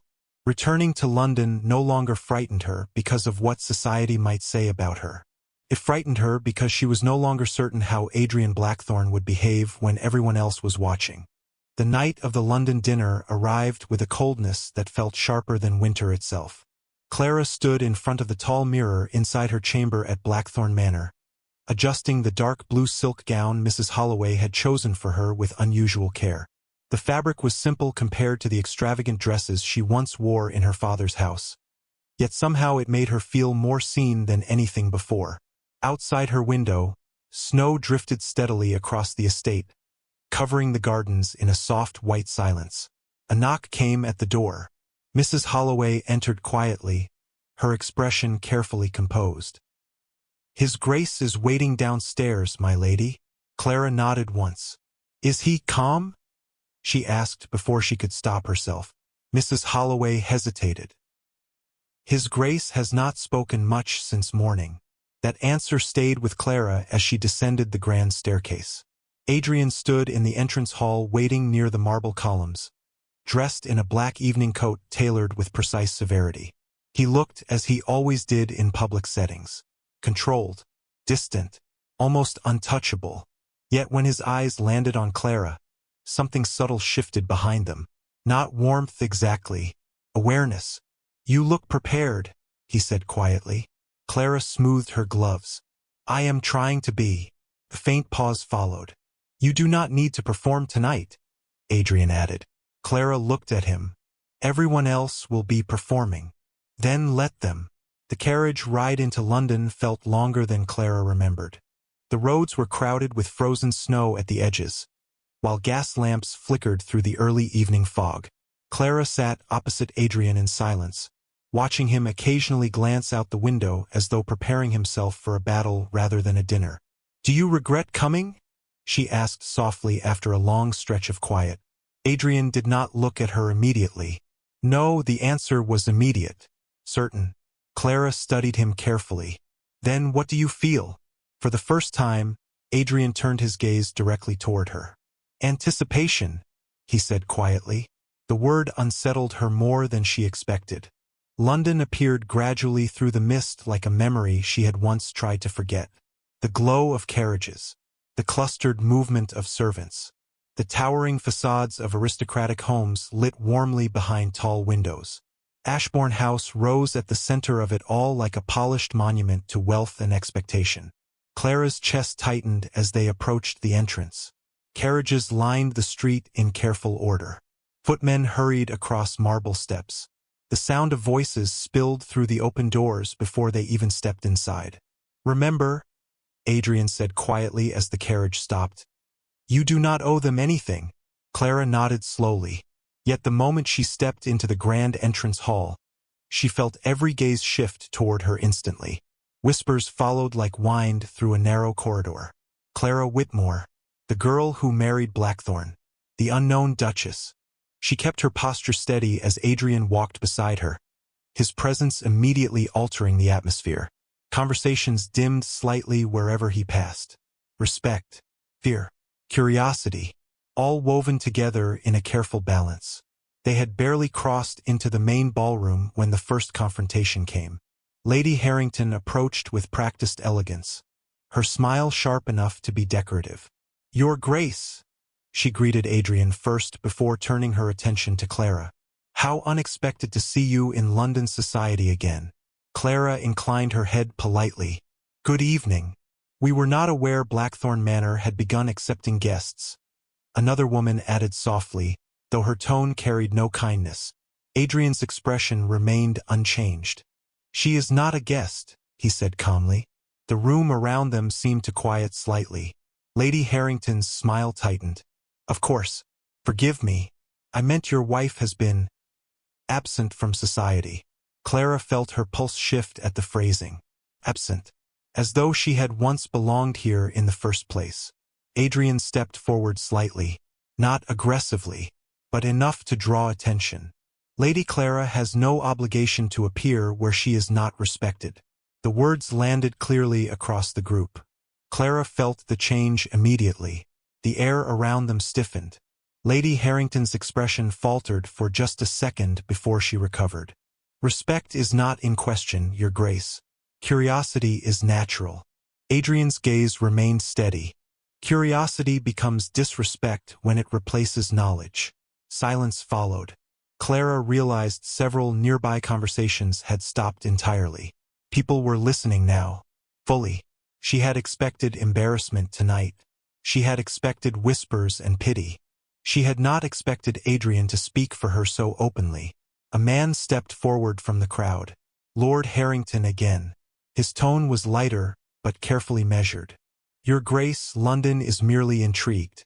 Your marriage was sudden, unannounced, without public understanding." Adrian turned toward him slowly. "My marriage does not require public approval." "Of course not," Harrington replied quickly. "But society wonders about intent." Clara felt the shift in Adrian immediately. Not anger, something far more contained. "Intent," Adrian repeated softly. Harrington continued, unaware of the tension building.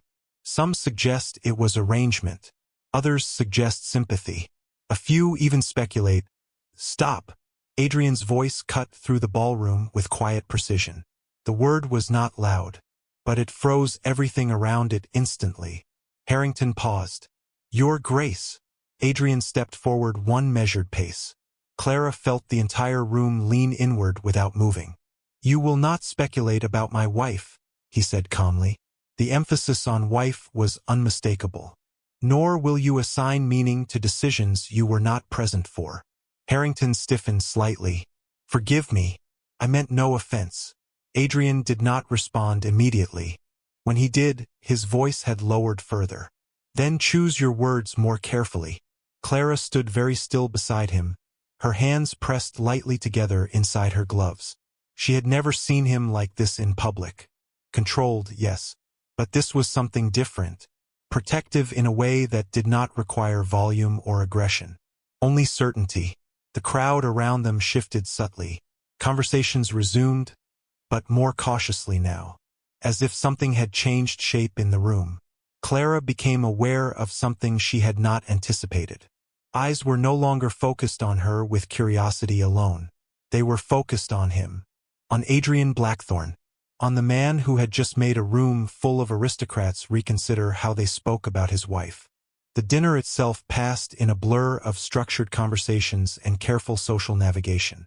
Clara remained composed, responding when spoken to, observing more than participating. Yet she could feel it constantly. Adrian's presence beside her. Not intrusive, not controlling, but unwavering. At one point, she noticed a young woman across the table whispering something to her companion while glancing toward Clara. Before Clara could react, Adrian's voice cut in calmly from beside her. "If you have something to say, you may say it openly." The woman froze. "I apologize, Your Grace. I did not intend." "Then do not intend it." The response was simple, clean, final. Clara felt her breath catch slightly. She did not look at him immediately.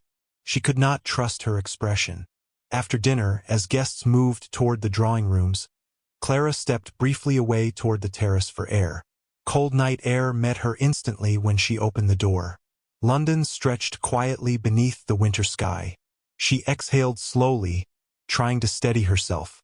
"You are avoiding the room," Adrian's voice said behind her. Clara turned slightly. "I needed a moment."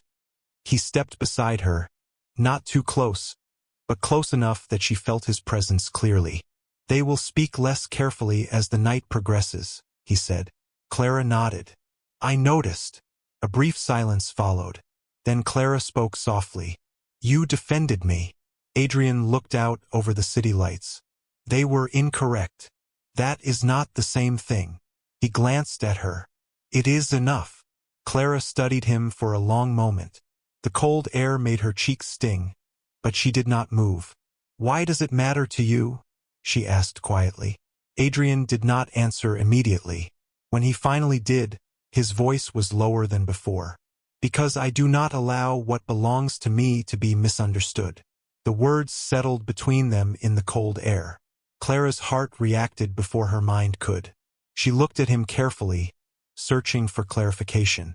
But Adrian had already turned his attention back toward the city. Yet something had changed again. Not in the room. In him. And Clara realized, standing beside him in the cold London night, that the Duke of Blackthorne was no longer merely accompanying her into society. He was positioning himself between her and it. Completely. Without hesitation. The truth about Eleanor Blackthorne was not something Clara expected to learn inside a London ballroom. It came instead through a conversation she was never meant to hear, hidden behind a half-open corridor door while music and laughter spilled through the estate like carefully rehearsed deception. Clara had stepped away from the crowd to steady herself after hours of quiet observation. Society moved around her like a living machine, elegant and precise, yet suffocating in its expectations. She had learned quickly that Adrian remained close even when he was not beside her. Always close enough to notice. Always close enough to intervene. But tonight, something felt different. Adrian had been pulled into conversation with several influential guests, leaving Clara briefly unguarded in the shifting noise of Ashbourne House. That was when she heard it. Her name spoken again. Not Clara this time. Not judgment about her. Something deeper. Something older. Eleanor Blackthorne's death was never properly explained. A man's voice said quietly from inside the adjacent sitting room. Clara froze immediately. Another voice followed. It was an illness, was it not? A short pause. Then a careful response. That was the official account. But official accounts rarely satisfy curiosity. Clara felt her pulse tighten instinctively. She moved closer to the wall without thinking, her breath shallow as she listened. There were inconsistencies. The first voice continued. Conflicting reports about her condition in the weeks prior. Some say she was recovering. Others say she was already weakened long before the final incident. A chair shifted softly. And the Duke? He refused all inquiries, completely withdrew from society afterward. Not even the family was permitted public discussion. Clara pressed her fingers lightly against the stone wall, suddenly aware of how cold it felt beneath her gloves. Eleanor again. Always Eleanor. The woman from the portrait.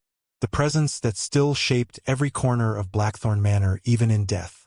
And now he has married, one of them said, tone shifting slightly. A girl no one in London had ever heard of. Faint laugh followed. Not kind. Not cruel. Simply curious. Perhaps he needed a distraction, another voice suggested. Grief manifests strangely in men like him. Clara closed her eyes briefly at the words. Grief manifests strangely, as though Adrian Blackthorne were a problem to be analyzed rather than a man who had lost someone. Or perhaps, the first voice added, the marriage is connected to what happened. Clara felt her stomach tighten. The room beyond her suddenly felt too small. There is no evidence of wrongdoing, the second voice said cautiously.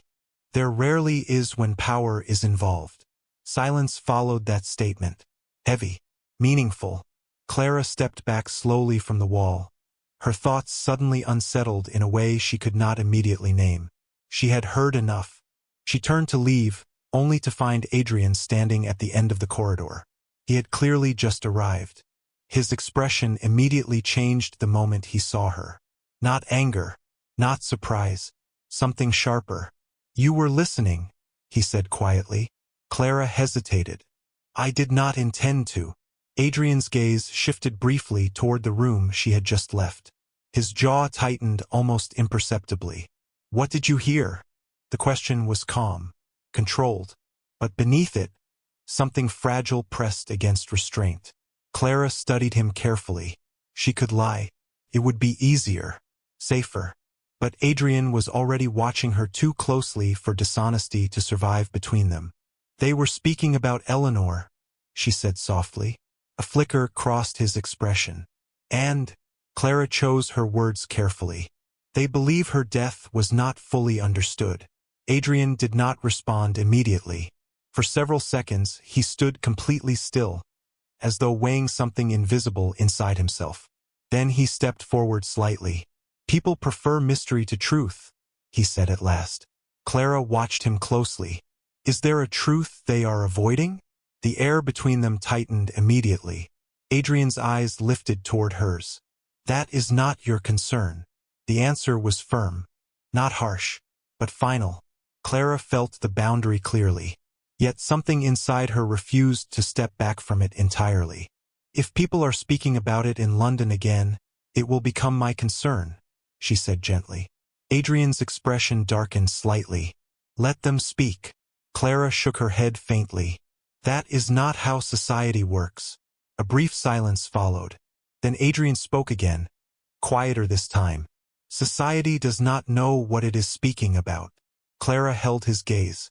Then tell me. The words landed between them more heavily than intended. Adrian looked at her for a long moment without answering. The noise of the ballroom drifted faintly through distant doors, but here in the corridor, everything felt suspended. Finally, Adrian exhaled slowly. Eleanor was not the person they believe she was, he said quietly. Clara's breath caught slightly. What does that mean? Adrian's gaze shifted away for a moment. It means history is rarely honest when written by observers. Clara stepped closer before she could reconsider.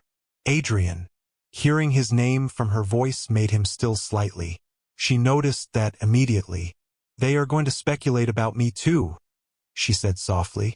If they continue linking me to her.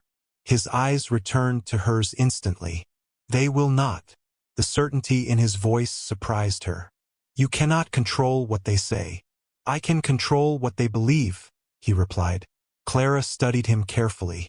There was something in his expression now that she had not seen before. Not coldness. Not distance.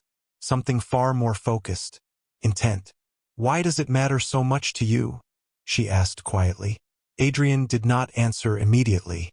When he did, his voice was lower than before. Because they are trying to attach your name to something you do not understand. Clara's chest tightened slightly. And you do. Adrian held her gaze for a long moment. More than them, he said simply. The honesty unsettled her more than any rumor outside that room. Before she could respond, footsteps approached from the main hall. Adrian immediately stepped slightly back, re-establishing distance between them. Lord Harrington appeared at the end of the corridor, glancing between them briefly before bowing. Your Grace, Lady Clara. Dinner is concluding shortly. Adrian nodded once. We will return. Harrington left without hesitation. Clara remained where she stood, still processing the weight of what she had overheard and what Adrian had just refused to explain. Adrian turned slightly toward her again. Do not dwell on what you heard, he said quietly. Clara looked at him. You are asking me to ignore it. I am asking you to trust that not everything spoken in London deserves your attention.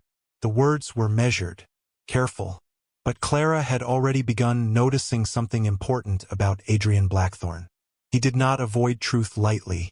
He avoided it when truth had consequences. Eleanor's name will follow us, Clara said softly. Adrian's expression tightened slightly. Only if you allow it to. Clara studied him for a long moment. The ballroom sounds continued faintly behind them, but neither of them moved yet. You are protecting me from more than society, she said quietly. Adrian did not deny it. That silence confirmed everything. After several seconds, he spoke again. We are leaving early tomorrow morning. Clara blinked slightly. Leaving? Back to Blackthorne Manor. Clara nodded slowly, though something unsettled lingered inside her. Because of this? Adrian looked at her directly. Because I do not intend to let London define you. The words were simple, yet they carried weight that stayed long after he turned and began walking back toward the ballroom. Clara remained alone in the corridor for several seconds afterward, listening to the fading sound of his footsteps. Somewhere beyond the walls of Ashbourne House, London continued its endless conversation about them. But for the first time, Clara understood something she had not expected to feel. Adrian Blackthorne was not merely protecting her reputation. He was actively separating her from a history she had not chosen. And that meant whatever truth lay buried beneath Eleanor Blackthorne's name was not something London had misinterpreted. It was something Adrian Blackthorne had spent years ensuring no one ever uncovered. Clara did not sleep at all the night after returning from Ashbourne House. The carriage ride back to Blackthorne Manor had been silent, but it was not the kind of silence she had grown used to. It was heavier, sharper. Adrian had spoken only once during the entire journey. Do not repeat what you heard. Clara had not answered immediately, not because she disagreed, but because something in his voice made the request feel less like control and more like exhaustion. Now, hours later, she stood alone in her bedchamber while dawn light struggled weakly through frost-covered windows. The words from London still echoed in her mind. Eleanor Blackthorne. Conflicting accounts. Unanswered questions. Things no one was supposed to say aloud. A soft knock interrupted her thoughts. Mrs. Holloway entered carefully, carrying a small tray. His Grace requests that you remain indoors today, my lady. Clara turned slightly. Is something wrong? The housekeeper hesitated. His Grace did not specify. That answer alone was enough to make Clara's chest tighten. By midday, she had already realized something was wrong inside the manor. The usual quiet rhythm had changed. Servants moved faster than normal, but spoke less. Doors closed earlier. Even the distant piano she had once associated with Eleanor's memory had not played the previous night. Clara finally found Adrian in the west corridor outside the locked wing. He was not moving, simply standing still in front of the sealed doors, as though listening to something only he could hear. Adrian, she said softly. He turned immediately, too quickly. You should not be here, he said. Clara studied his face. There was something strained beneath his composure. Not anger, not distance, concern. No one has told me where I should be, she replied gently. Faint pause. That is exactly the problem, he said. Clara stepped closer without thinking. What is happening? Adrian's jaw tightened slightly. Nothing that concerns you. That is never true anymore, she said before she could stop herself. The words hung between them. Adrian looked at her longer than usual. Something in his expression shifted, as though he was deciding whether truth or protection mattered more in that moment. There was an incident in London, he said finally. Clara froze. What kind of incident? Adrian did not answer immediately. Instead, he glanced toward the sealed wing behind him. Letters were sent, he said carefully. Questions were asked where they should not have been asked. Clara felt a slow tightening in her chest. About Eleanor? Adrian's silence was immediate. That alone was an answer. They are not satisfied with silence anymore, he said quietly. Clara tried to steady her breathing. And what does that mean for us? Adrian's eyes returned to hers. It means attention will increase. Clara studied him carefully. You are avoiding London now because of her. His expression tightened slightly. I am avoiding London because people believe they understand things they do not. Clara took a slow breath. And do they? Adrian's voice lowered. No, the simplicity of the answer made the air between them feel heavier. Clara looked toward the locked wing. What is inside there? Adrian stepped slightly in front of her without blocking her entirely. Nothing you need to see. That is not an answer. It is the only one you will get. Clara felt frustration rise quietly inside her. Not anger. Something deeper. You cannot keep separating me from everything that matters in this house, she said softly. Adrian's gaze sharpened slightly. I am trying to keep you from becoming part of something that does not belong to you. Clara met his eyes fully now. It already does. The words landed with unexpected force. Adrian did not respond immediately. For several seconds, neither of them moved.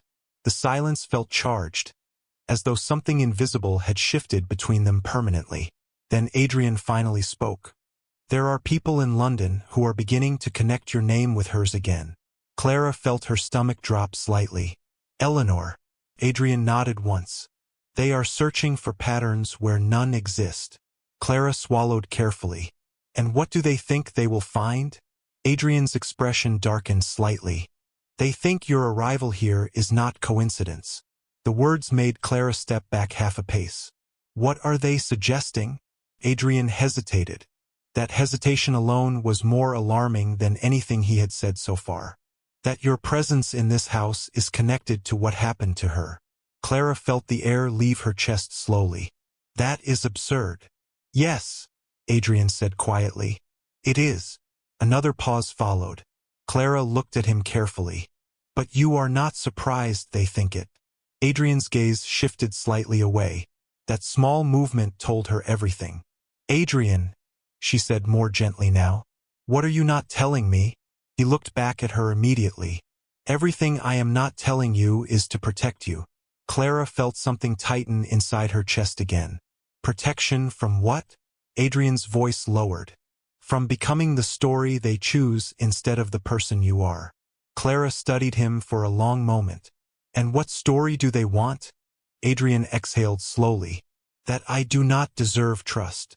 The honesty in that statement surprised her. Not because of its content, but because of how exhausted it sounded. As though he had carried it for far too long. Clara softened slightly. Do you believe that? Adrian looked at her for a long time before answering. I stopped answering that question years ago. The vulnerability in those words unsettled her more than anything else.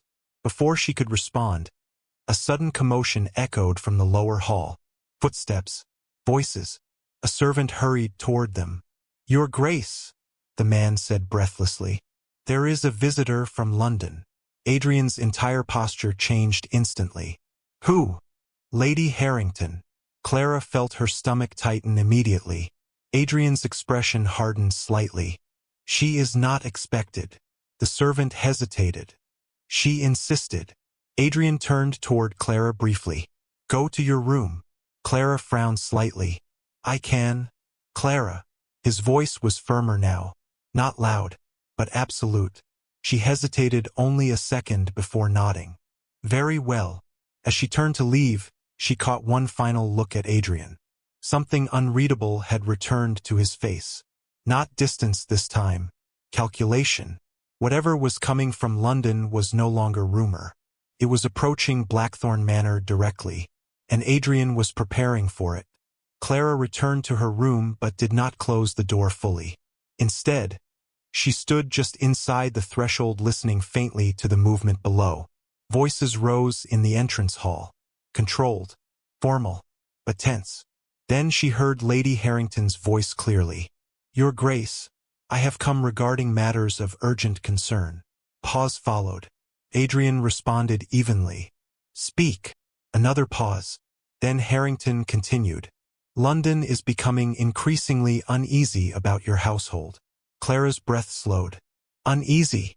Adrian repeated quietly. "Yes, about your wife." The word wife felt heavier than usual through the walls. "There are questions being raised about timing, about her arrival, about her connection to your late fiancé." Clara felt her fingers tighten slightly at her side. Adrian's voice remained steady. "There is no connection." Harrington continued cautiously. "People are not convinced." Silence followed. Clara leaned slightly closer to the door without realizing it. Then Adrian spoke again, and this time his voice was colder. "Then they are free to remain unconvinced." The tension in the hall shifted instantly. Clara could almost feel it through the floorboards. Harrington hesitated. "Your Grace, if rumors continue." "Rumors are not my responsibility," Adrian said. A pause. Then softer but more dangerous. "My wife is not a subject for speculation." Clara closed her eyes briefly. The words echoed the same certainty he had shown in London. But this time, it carried something sharper beneath it. Possession. Not ownership. Protection. But absolute nonetheless. Harrington's voice lowered. "Then you understand they will continue searching." Adrian did not answer immediately. When he finally did, his tone was controlled but final. "Let them search. They will find nothing that exists." Silence followed. Then footsteps. Lady Harrington left.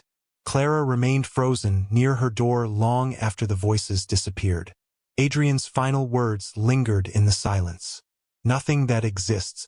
Yet Clara could not ignore the feeling growing quietly inside her. London was not letting go of Eleanor Blackthorne, and now it had begun circling her instead. The morning began with an unusual stillness that Clara immediately felt in her bones. Blackthorne Manor never truly woke loudly, but there were always small signs of life. Footsteps in the corridor. Firewood being carried. Doors opening and closing at steady intervals. That day there was nothing. Even the distant piano had not played the night before. Clara stood by her window for a long time, watching frost spread across the glass like pale veins. Something was wrong again. Not immediately visible. Not spoken, but present in the air like pressure before a storm. She had learned to recognize that feeling inside these walls. Adrian had left early that morning. Mrs. Holloway had only said he was called away for urgent correspondence in London. She had not elaborated further, and Clara had not asked. Yet by midday, a carriage arrived at the front gates without warning. No herald, no formal announcement, just wheels crunching over frozen gravel and a knock that echoed sharply through the entrance hall. Clara was in the library when Mrs. Holloway entered with a face she had not seen before. Controlled, but tight with concern. "My lady," she said quietly, "there is a visitor who insists on seeing you." Clara closed her book slowly. "Me?" She gave a name. A pause. "Vivian Whitmore." The air seemed to shift instantly inside the room. Clara's fingers tightened slightly on the edge of the chair. "That is not possible," she whispered. But even as she said it, she knew it was. She felt it before she saw it. The same suffocating presence that had filled her previous life. Not physical. Emotional. Vivian Whitmore did not need permission to enter a space. She simply occupied it. When Clara stepped into the drawing room, her stepmother was already there, sitting as though she belonged, dressed in deep burgundy silk, perfectly composed, hands resting lightly in her lap as if she had been invited weeks in advance instead of arriving unannounced. Vivian smiled when she saw Clara. Not warmly, never warmly. "Clara," she said softly, "you look remarkably settled for someone who was practically abandoned in London society." Clara stopped a few feet away. "You are not supposed to be here." Vivian tilted her head slightly. "And yet here I am." Her eyes moved slowly around the room. "Blackthorne Manor. I must admit, I expected something colder." Clara remained still. "Why are you here?" Vivian exhaled gently, as though the question itself was tiring. "Because I am concerned." Clara almost laughed. "Concerned? Of course." Vivian leaned forward slightly. "You are now married to a man London is beginning to question quite seriously." Clara's pulse tightened. "London always questions something." "Yes," Vivian agreed calmly. "But not always with this level of interest." She stood slowly and began walking around the room. Her movements were unhurried, deliberate, as though she owned the space itself. "Do you know what they are saying about you?" Clara stayed silent. "They are saying you arrived here too conveniently," Vivian continued. "Too quietly. No introduction. No scandal. No resistance." She stopped near the fireplace. "They are connecting you to Eleanor Blackthorne again." Clara felt a slow chill move through her chest. "That is not true." Vivian turned slightly. "Truth is irrelevant once curiosity begins." Clara stepped forward. "What do you want?" Vivian studied her carefully now. "I want you to understand the position you are in." Clara shook her head slightly. "I already understand it better than you think." "Do you?" Vivian's voice softened dangerously. "Then tell me why your husband refuses to discuss his late fiancée in public." Clara's breath caught slightly. "That is not my business." Vivian smiled faintly. "No," she agreed. "It is not supposed to be." The silence that followed felt heavier than Clara expected. Vivian moved closer again. "I did not come here to frighten you," she said gently. "I came to prevent you from becoming collateral damage." Clara frowned slightly. "Collateral damage of what?" Vivian's eyes sharpened. "Of whatever your husband is hiding." Clara felt her stomach tighten. "Adrian is not hiding anything from me." A soft laugh escaped Vivian. "Of course he is." Clara shook her head. "You do not know him." "No," Vivian agreed calmly. "But I know men like him." She stepped closer again, lowering her voice slightly. "Men who isolate themselves after tragedy. Men who refuse to explain. Men who allow silence to speak for them." Clara's voice hardened slightly. "You are describing assumptions." Vivian's gaze did not move. "I am describing patterns." A pause. "And patterns always repeat." Clara felt something shift uneasily inside her. "What are you suggesting?" Vivian studied her for a long moment. "That you are not the first woman placed in proximity to his grief." The words hit harder than Clara expected. She stepped back slightly. "That is enough." Vivian did not stop. "You think you are the first wife, the first attempt at stability. But London remembers Eleanor Blackthorne very differently than your husband allows." Clara's voice lowered. "Stop speaking about her." Vivian's expression remained composed. "Why?" Clara froze. Vivian continued gently. "Because you feel her presence here too? Do you not?" Silence. That silence was enough. Vivian smiled faintly again. "That is what I thought." Clara's hands tightened slightly at her sides. "What do you want from me?" Vivian stepped closer now, her tone softening into something almost sympathetic. "I want you to consider whether you are living in a house built on honesty." Clara's breath felt uneven. "Adrian has never lied to me." Vivian tilted her head slightly. "No." A pause. "Then why does London believe he refuses to answer even the simplest questions about Eleanor's final weeks?" Clara's chest tightened. "That is speculation." "It is pattern recognition," Vivian corrected calmly. She moved back toward the chair, smoothing her gloves. "You are young, Clara. You believe silence equals protection. But sometimes silence exists because truth would destroy what remains. Clara felt her voice falter slightly. You are trying to frighten me. Vivian looked up. I am trying to save you from becoming another Eleanor. The name struck like ice. Clara stepped back instinctively. Do not say that. Vivian's tone remained steady. Then ask yourself why it unsettles you so much. Clara's throat tightened. She did not answer, because part of her already had. Vivian studied her carefully for a moment longer before continuing. There is something else you should know, she said quietly. Clara's gaze sharpened. What? Vivian reached into her purse and removed a folded letter. Before your marriage, your financial situation was more precarious than you were told. Clara frowned. That is not true. Vivian placed the letter on the table. Your father's remaining debts were transferred quietly, without your knowledge. Clara stared at the paper. Transferred to whom? Vivian's voice was calm. To your husband. The room seemed to tilt slightly.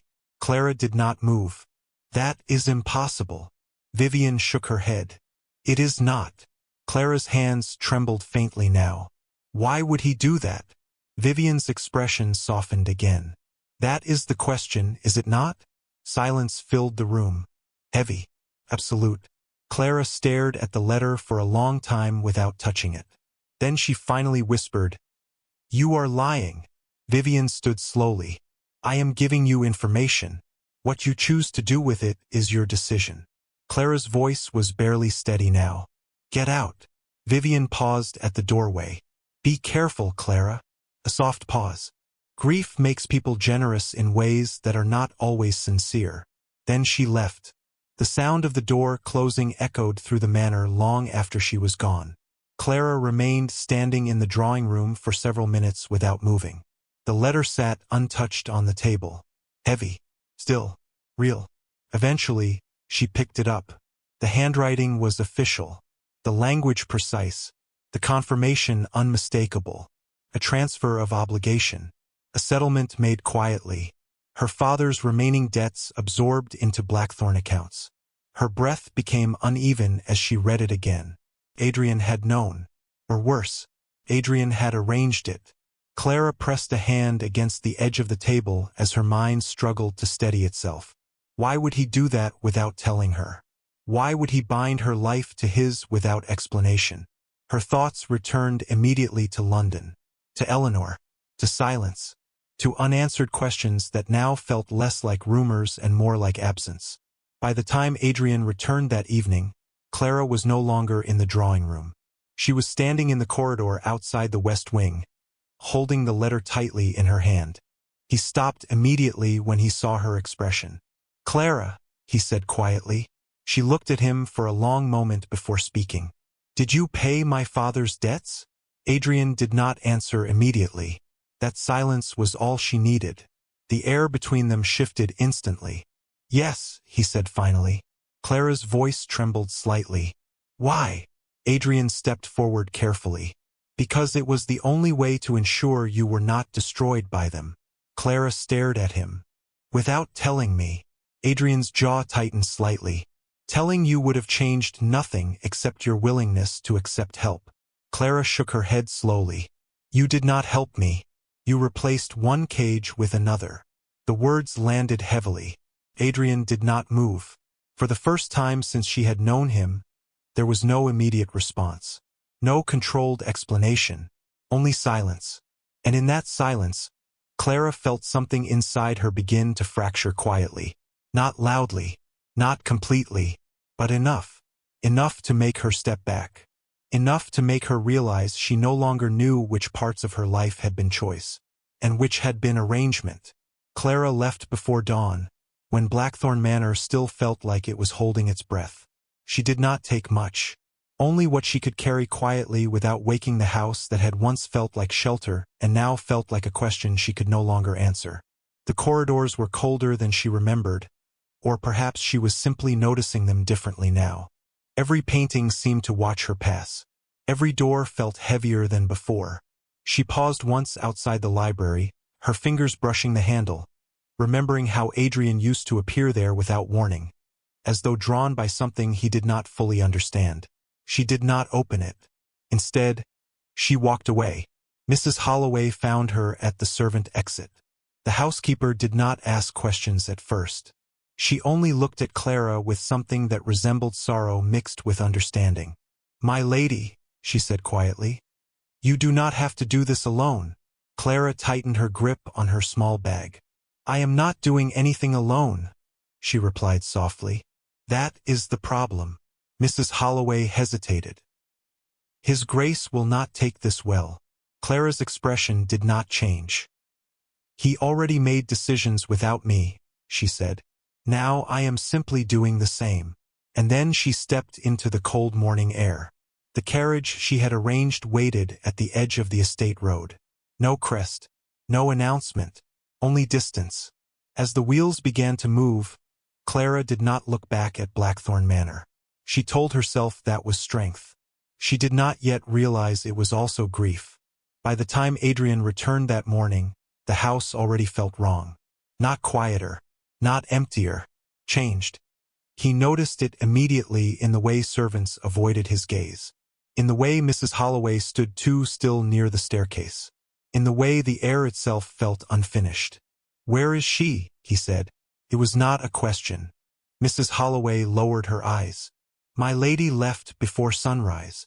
The words did not register at first. Adrian stared at her for a long moment, as though waiting for clarification that did not come. "Left," he repeated quietly.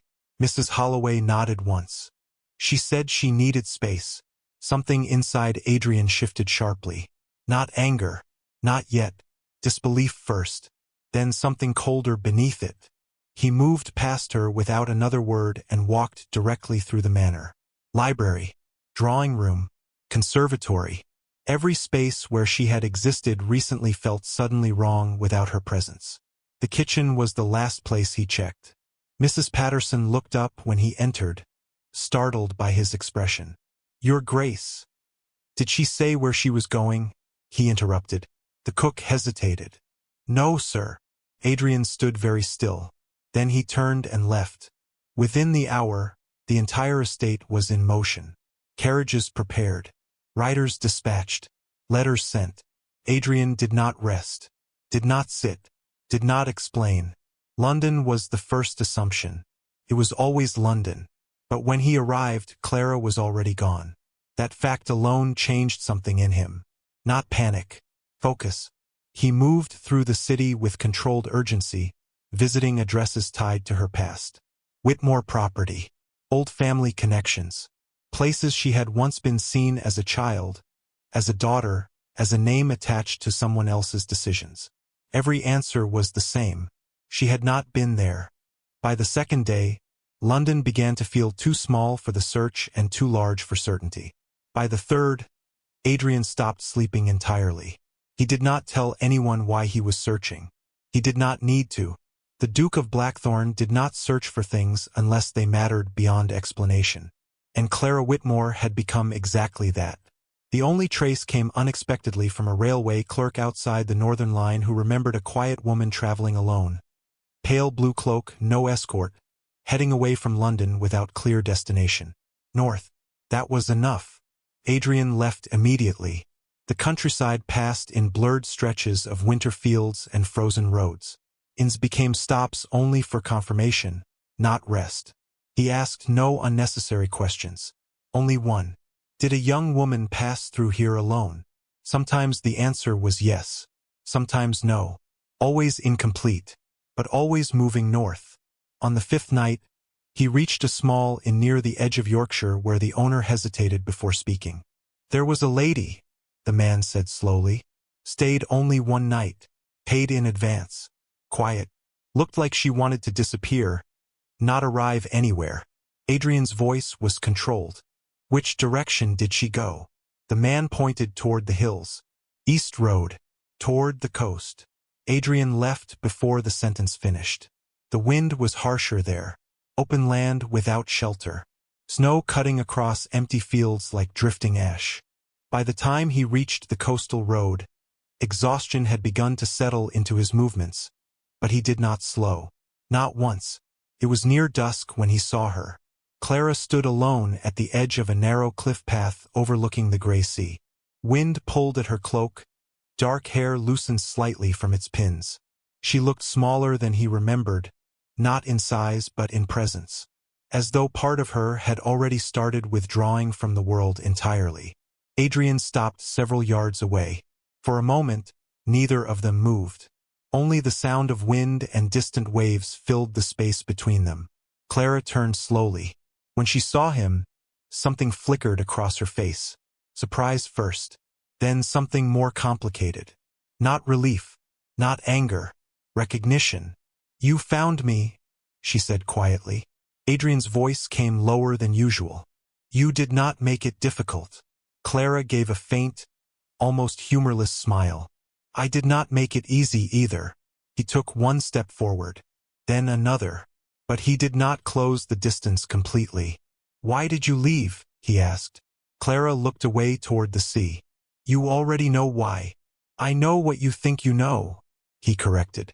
Her breath tightened slightly. "Vivian came to me." Adrian's expression shifted immediately. "I expected that." Clara turned back toward him. "You expected her to tell me my father's debts were transferred to you." A pause. "Without my knowledge." Adrian did not deny it. That silence was answer enough again. Clara's voice remained steady, but strained beneath it. "Why would you do that?" Adrian took a slow breath, as though choosing each word carefully. "Because your life was collapsing around you before I ever met you." Clara shook her head slightly. "That is not your decision to make." "It was already made," he said quietly, "by people who did not care whether you survived it." The wind shifted between them, colder now. Clara looked down briefly before speaking again. "You never told me." Adrian's voice lowered further. "Because I knew you would try to refuse it." "Of course I would. And then you would return to a life designed to reduce you to nothing," he said firmly. Clara's eyes lifted sharply. "So instead you decided to place me inside yours." Adrian did not respond immediately. The honesty of that accusation landed heavily between them. Finally he said, "Yes." Clara went still. Not shocked, not surprised, simply still. The sea roared quietly below them. Adrian stepped closer now, slowly, carefully, as though approaching something fragile rather than distant. "You think I do not understand what I have done," he said. "But I understand it very clearly." Clara's voice trembled slightly. "Then explain it." Adrian stopped a few feet away from her, close enough now that the wind no longer separated them completely. "You were not meant to survive that debt alone," he said. "And I could not allow you to suffer what I have already seen destroy other people." Clara's expression tightened. "So I became your responsibility." "No," Adrian said immediately. His voice sharpened slightly now. "You became the only thing in this house that felt alive." The words landed differently than anything before. Clara froze. Adrian continued, quieter now. "And I did not know how to tell you that without turning it into something you would run from." Silence stretched again. Clara looked at him carefully now. "You should have given me the choice." Adrian's gaze did not waver. "I was afraid you would not choose to stay." That honesty changed something in the air between them. Clara's breath caught slightly. "So you made the choice for me." Adrian did not deny it. For the first time since she had known him, he looked exhausted in a way that had nothing to do with sleep. "I have spent my life surrounded by decisions I could not undo," he said quietly. "Yours was the first one I made because I could not bear the alternative." Clara's eyes lowered briefly. The wind softened slightly around them, though the cold remained. "Adrian," she said softly. Hearing his name in her voice made him still. "You do not get to decide what saves me." He nodded once. Slowly. "I understand that now." A long pause followed. Clara looked out toward the sea again. "I did not leave because I stopped caring," she said quietly. Adrian did not move. "I left because I could not tell where your protection ended and my life began." That sentence hit him harder than anything else had. His expression shifted slightly, something restrained breaking behind it. Then let me make one thing clear, he said. Clara looked back at him. I never saw a difference between the two. The silence that followed was no longer cold. It was fragile. Clara stepped slightly closer now, though still keeping distance. You should have trusted me, she said. Adrian's voice lowered. I am trying to learn how. Clara studied him for a long moment. Then she exhaled slowly. I am still angry, she admitted. Adrian nodded once. I would be concerned if you were not. That almost made her smile. Almost. Instead, she looked back toward the sea. I do not know what happens next, she said quietly. Adrian answered without hesitation. Neither do I. Another pause. Then he added, softer now. But I know I do not want to continue it without you. Clara turned back toward him slowly. The wind moved between them again, but it no longer felt like separation. Only space. Adrian stood still, waiting. Not demanding. Not pushing. Just there. For the first time, Clara saw him without the weight of London. Without the manor, without rumors or ghosts attached to his name. Just a man who had finally stopped running from the possibility of losing her. And that realization changed everything quietly, before either of them spoke again. The ballroom at Ashbourne House was already filled when Clara and Adrian arrived. Yet the moment they entered, the atmosphere shifted in a way that could not be mistaken. Conversations softened. Movements slowed. Even the music seemed to hesitate for half a beat before continuing.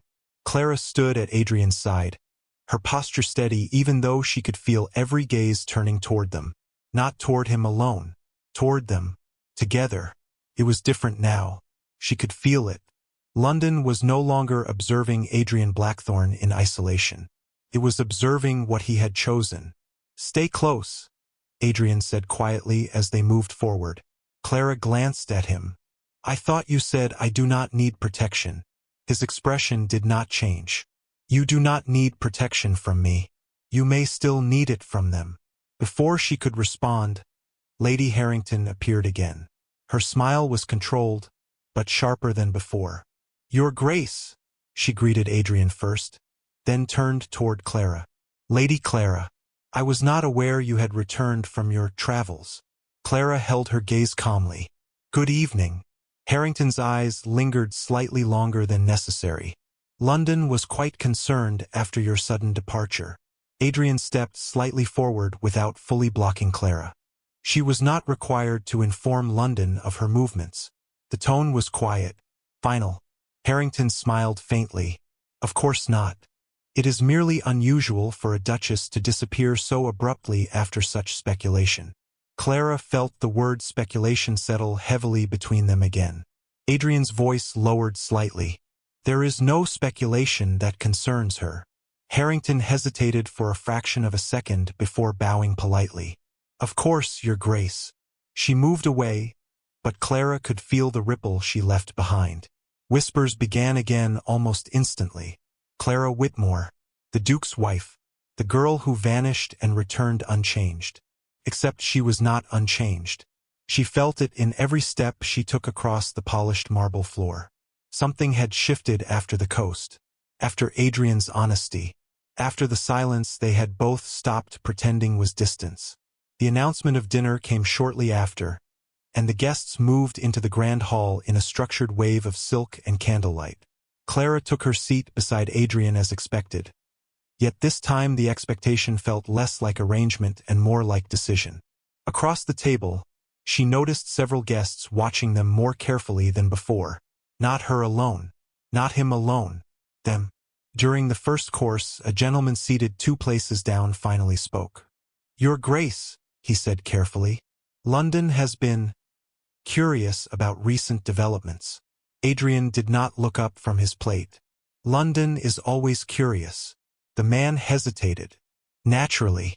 But the matter of Lady Eleanor Blackthorne has resurfaced in discussion. Clara felt a subtle tightening in her chest.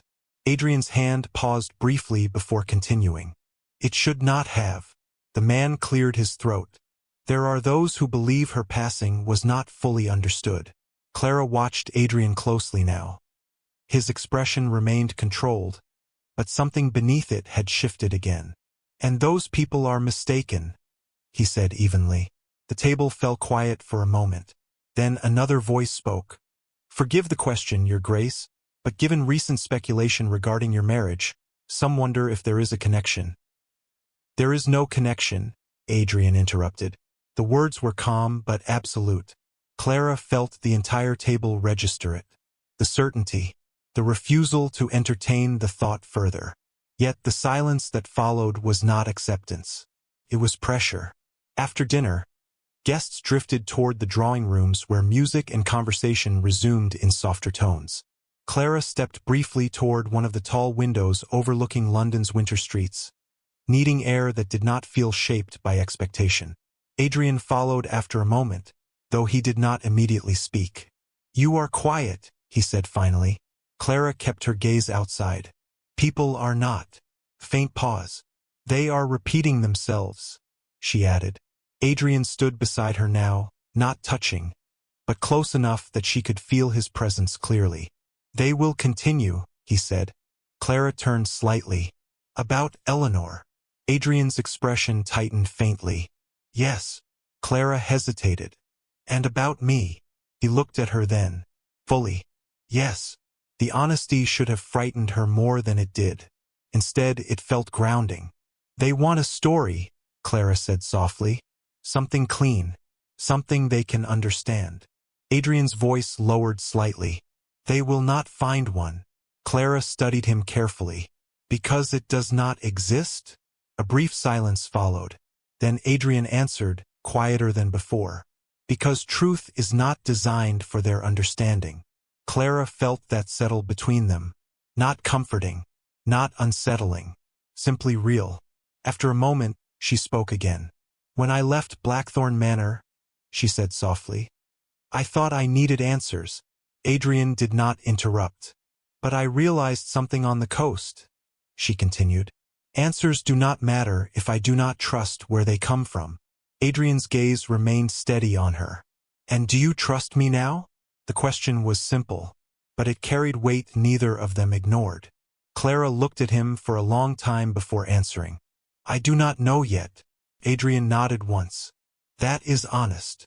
Clara exhaled slowly. But I am here. That was the truth neither of them had spoken directly since the separation. Adrian's expression shifted slightly. Not relief. Not victory. Something quieter. Yes, he said. You are. Pause followed.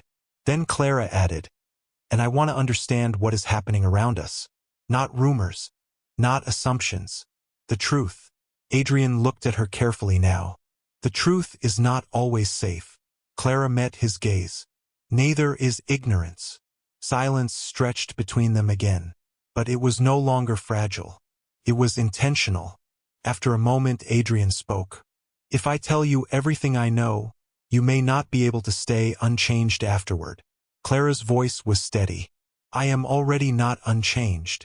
That landed between them like something final.